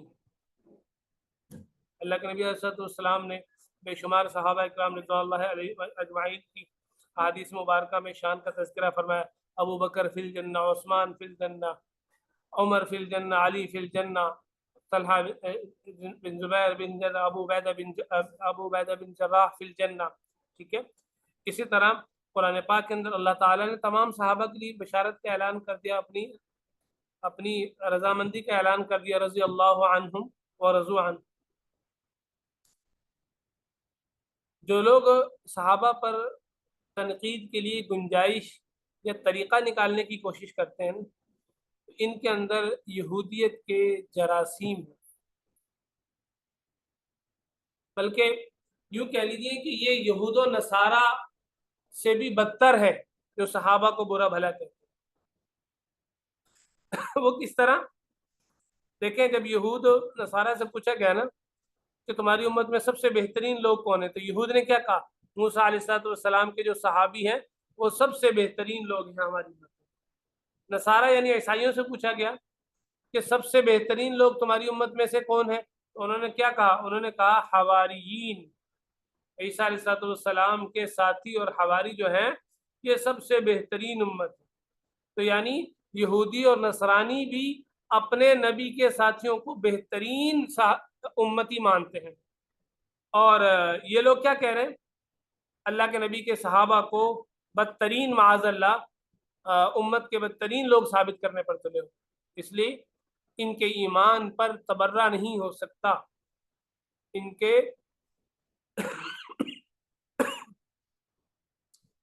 اچھا جی ایمان پر تبرہ نہیں کیا جا سکتا۔ دوسرا جملہ کیا تھا؟ وَلَا نَتَبَرَّأُ مِنْ أَحَدٍ مِّنْهُمْ۔ اہل سنت والجماعت جو عقیدہ ہے، جو مذہب ہے، یہ اعتدال پر مبنی ہے۔ کس پر مبنی ہے؟ اعتدال پر، یعنی اعتدال کہتے ہیں متوسط، افراط نہ جس میں زیادتی ہو نہ کمی ہو، کیونکہ اللہ تعالیٰ نے اس امت کو امتم وسطا، درمیانی امت بنایا ہے، بین الافراط والتفریط، نہ اس میں حد سے تجاوز ہے، نہ حد سے زیادہ نرمی ہے، نہ حد سے زیادہ سختی ہے۔ موسیٰ علیہ السلام کو اللہ نے شریعت دی تو وہ افراط پر مبنی تھی، بہت زیادہ سختی تھی، کپڑا ناپاک ہو گیا کاٹے بغیر پاک نہیں ہوگا۔ عیسیٰ علیہ السلام کی شریعت میں اللہ تعالیٰ نے بڑی نرمی دی، وہ تفریط پر مبنی تھی، اور امت محمدیہ صلی اللہ علیہ وسلم کو اللہ تعالیٰ نے بین الافراط والتفریط رکھا۔ اس لیے اس امت کے اندر اللہ کے نبی علیہ السلام کی جو زندگی حیات مبارکہ ہے اس سے بھی، اور اللہ کے نبی کے جو فرمانات ارشادات ہیں اور اللہ کے جو احکامات ہیں ان سب سے یہ بات پتہ چلتی ہے کہ سب سے بہترین جو طریقہ ہے وہ بین الافراط والتفریط ہے، نہ کسی چیز میں حد سے تجاوز کرنا، نہ حد سے زیادہ سستی کرنا۔ تو اہل سنت والجماعت کا عقیدہ اعتدال پر ہے کہ کسی صحابہ سے برات کا اظہار نہیں کرتے، بلکہ تمام صحابہ رضوان اللہ علیہم اجمعین، اہل بیت سمیت، یہ سب ہم سب ان سب سے محبت رکھتے ہیں اور سب کے عادل ہونے کا عقیدہ رکھتے ہیں۔ روافض یعنی شیعوں نے افراط سے کام لیا ہے، وہ کیا کہتے ہیں؟ وہ کہتے ہیں اہل بیت کی محبت تب تک مکمل کامل نہیں ہو سکتی جب تک کہ ابو بکر اور عمر رضوان اللہ علیہ مجمعین ان سے برات کا اظہار نہ کیا جائے، ان کو صحابی ہونے کا انکار نہ کیا جائے، ان کو معاذ اللہ برا بھلا نہ کہا جائے، تب تک اہل بیت کی محبت کامل نہیں ہو سکتی، معاذ اللہ۔ اچھا جی، اور دوسری طرف کون سا ہے افراط والا؟ خوارج ہے۔ خوارج سوری افراط کا تو ہو گیا شیعوں کا، تفریط کا کام کرتے ہیں خوارج۔ وہ کیا کہتے ہیں؟ انہوں نے صحابہ کو ان کے درجے سے ہی نیچے گرا دیا، حضرت عثمان اور حضرت علی رضی اللہ عنہما، اہل بیت، ان سے برات کا اظہار کیا۔ اچھا جی، وبغضہم، صحابہ سے بغض رکھنا یہ کیا ہے؟ کفر ہے۔ یہاں کفر سے مراد کیا ہے؟ وہ اصطلاحی کفر نہیں ہے، ایسے ہے نا، بلکہ کافر سے مراد عملی کافر ہے، یعنی کافروں جیسا ہے،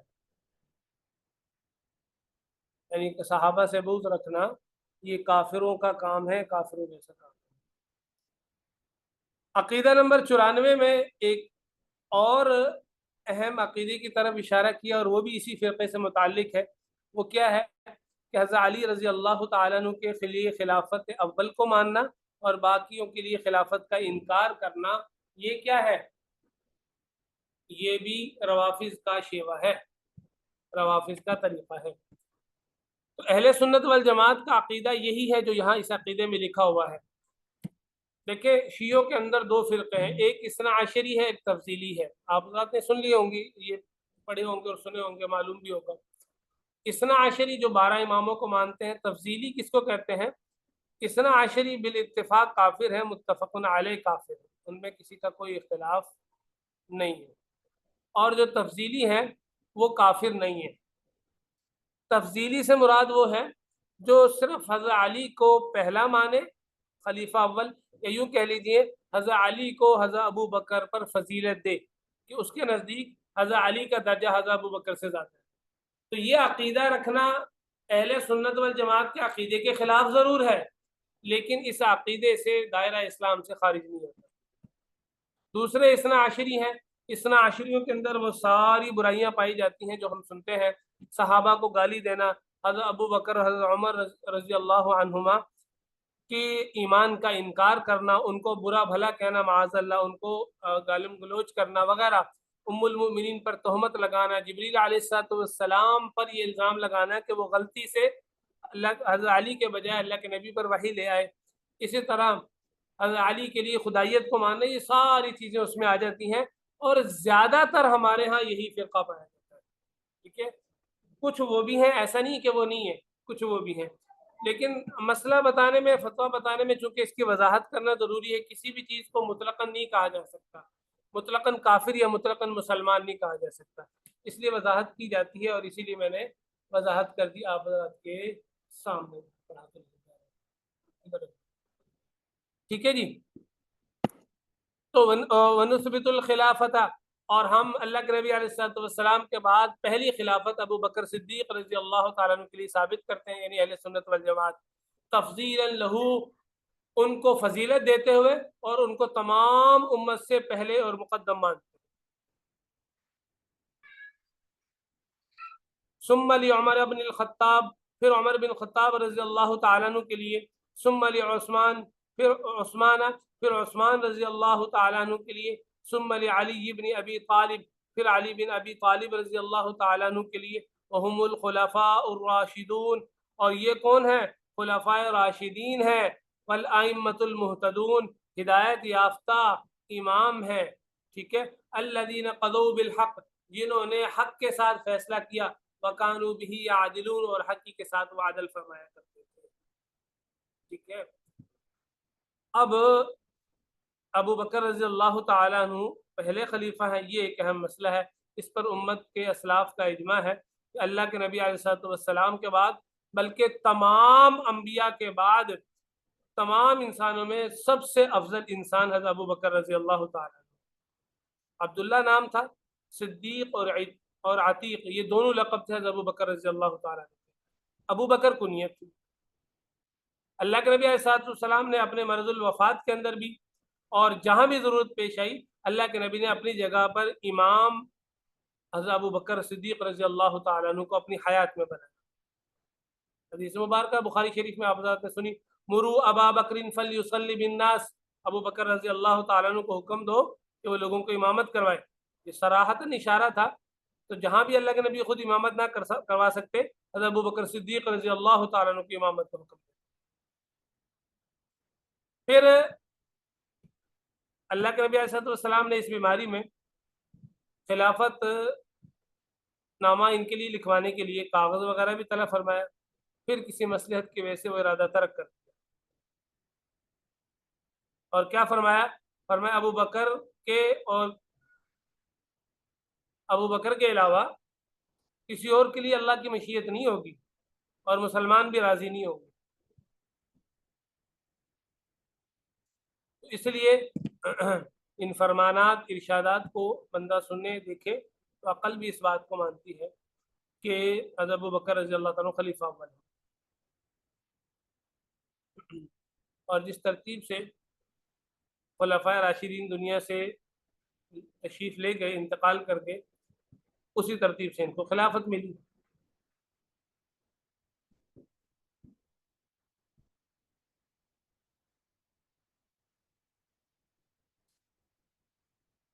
اور اگر حضرت ابو بکر صدیق رضی اللہ تعالیٰ عنہ خلافت کے مستحق نہ ہوتے تو صحابہ کی ان کی خلافت پر اجماع نہ ہوتا. ٹھیک ہے. کیونکہ حدیث کیا ہے؟ لا تجتمع امتی علی الضلالہ، میری امت کبھی بھی گمراہی پر جمع نہیں ہوگی. اس لیے امت کبھی بھی باطل چیز پر جمع نہیں ہوگی، تو ساری امت جمع ہوگی. حضرت علی رضی اللہ تعالیٰ عنہ کے متعلق بعض روایت میں یہ بھی آتا ہے کہ انہوں نے بغیر کسی توقف کے ابتدا ہی میں حضرت ابو بکر رضی اللہ عنہ سے بیعت کر دی. اور بعض بخاری کی ایک روایت سے بھی پتہ چلتا ہے کہ 6 مہینے بعد بیعت کی تھی. تو ممکن ہے کہ انہوں نے، اس میں ہم یہی جواب دیتے ہیں، ممکن انہوں نے 2 مرتبہ بیعت کی ہو. پہلی بیعت مجمع میں عام میں نہ ہوئی ہو، اس لیے لوگوں کو غلط فہمی سے بچانے کے لیے 6 مہینے بعد دوبارہ بیعت کر دی مجمع کے سامنے. اور خود حضرت علی کرم اللہ وجہ کا قول کیا ہے خیر الامت بعد نبیہا ابو بکر ثم عمر، امت میں بہترین نبی کے بعد کون ہے؟ ابو بکر ہے، پھر عمر۔ حضرت ابو بکر صدیق رضی اللہ تعالیٰ عنہ 11 لاکھ مربع میل، 11 لاکھ مربع میل پر حکومت کی، کتنے سال؟ 2 سال 3 ماہ 9 دن خلافت۔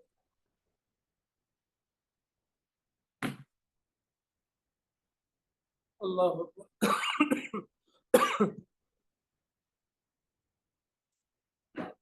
اور 63 سال کی عمر میں 22 جمادی الاخری، جمادی ثانی جس کو کہتے ہیں، 13 ہجری ہفتے کے دن، اگر انگریزی تاریخ لیں تو اس کے مطابق 23 اگست 634 عیسوی، اب تو 2000 چل رہا ہے نا، 634 عیسوی مغرب اور عشاء کے درمیان میں دنیا فانی سے تشریف لے گئے اور اللہ کے نبی کے پہلو مبارک میں دفن ہوئے۔ فضائل تو اتنے ہیں کہ بیان کریں تو وقت ختم ہو جائے، لیکن اچھا جی،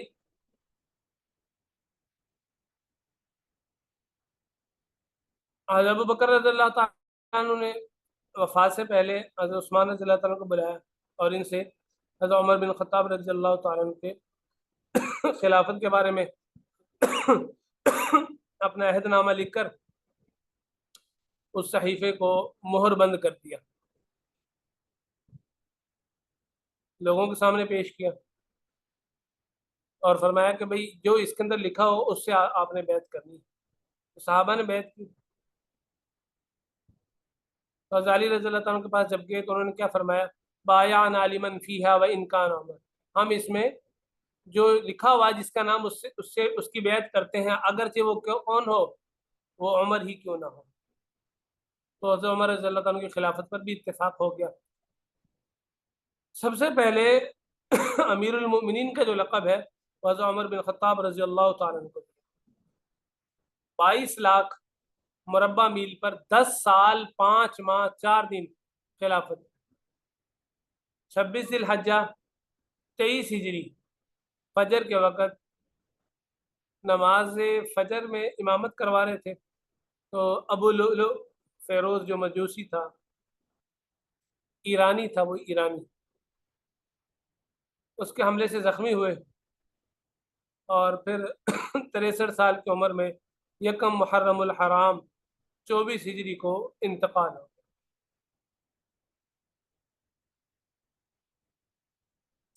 حضرت عمر بن خطاب رضی اللہ تعالیٰ عنہ جب زخمی ہوئے تو زخمی حالت میں جو خلافت کا مسئلہ تھا اس کو 6 حضرات کے حوالے کر دیا، ان کی کمیٹی بنائی جس میں حضرت عثمان رضی اللہ تعالیٰ، حضرت علی رضی اللہ تعالیٰ، عبد الرحمن بن عوف، طلحہ، زبیر، سعد بن وقاص، تو کہا باہم مشورہ کر لینا، اس کے بارے میں آپ کا مشورہ ہو جائے اس کو طے کریں۔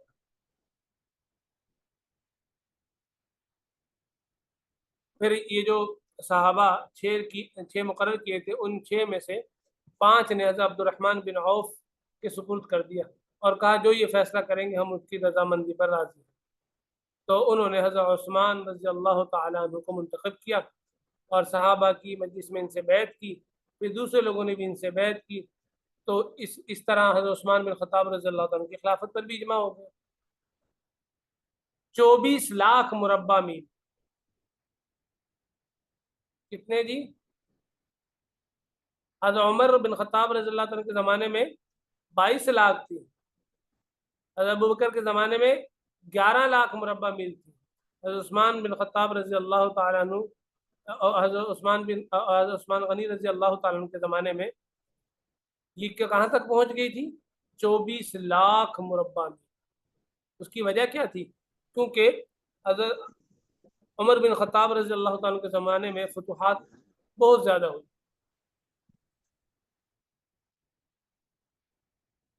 12 سال 11 دن خلیفہ رہے اور 82 سال کی عمر، کتنی عمر تھی؟ 82 سال کی عمر میں 18 ذی الحجہ 35 ہجری کو پھر ایک سازش اٹھی، ایک فتنہ اٹھا، اس کے تحت انتہائی مظلومیت کے ساتھ ایک اسود جیبی یہ شخص تھا، اس کے ہاتھوں شہید ہو کر جنت البقیع میں دفن ہوا۔ حضرت عثمان غنی رضی اللہ تعالیٰ شہید ہو گئے، لیکن خلیفہ کا جو معاملہ تھا وہ طے نہ ہوا، لوگوں پر چھوڑ گئے۔ تو بڑے بڑے مہاجرین اور انصار نے حضرت علی کرم اللہ وجہ پر اتفاق کیا اور ان سے کہا کہ آپ منصب خلافت کو قبول کریں، اور ان سے بیعت کی، کیونکہ حضرت علی کرم اللہ وجہ اس وقت اپنے زمانے میں تمام لوگوں میں افضل اور خلافت کے زیادہ حقدار تھے۔ نام علی تھا، لقب اسد اللہ اور مرتضی، یہ 2 لقب تھے، اور کنیت ابو الحسن اور ابو تراب یہ 2 تھی۔ 4 سال 9 ماہ خلافت کی۔ پھر 21 رمضان المبارک 40 ہجری میں عبد الرحمن ابن ملجم ان کے ہاتھوں سے فجر کے وقت جامع مسجد کوفہ میں داخل ہوتے ہی شہید ہوئے۔ یہ تمام 4 خلفائے راشدین صحابہ رضوان اللہ علیہم اجمعین کی کچھ تفصیل تھی، اور ہمارا عقیدہ اس میں آ گیا۔ عقیدہ نمبر 95 میں عشرہ مبشرہ کے بارے میں آئے گا انشاءاللہ تعالی، وہ ہم کل پڑھ لیں گے۔ ٹھیک ہو گیا جی؟ چلیے جی، جزاکم اللہ۔ اللہ رب العزت آپ حضرات کا بیٹھنا قبول فرمائے۔ دعاؤں کی درخواست ہے۔ السلام علیکم ورحمۃ اللہ وبرکاتہ۔ وعلیکم السلام ورحمۃ اللہ وبرکاتہ۔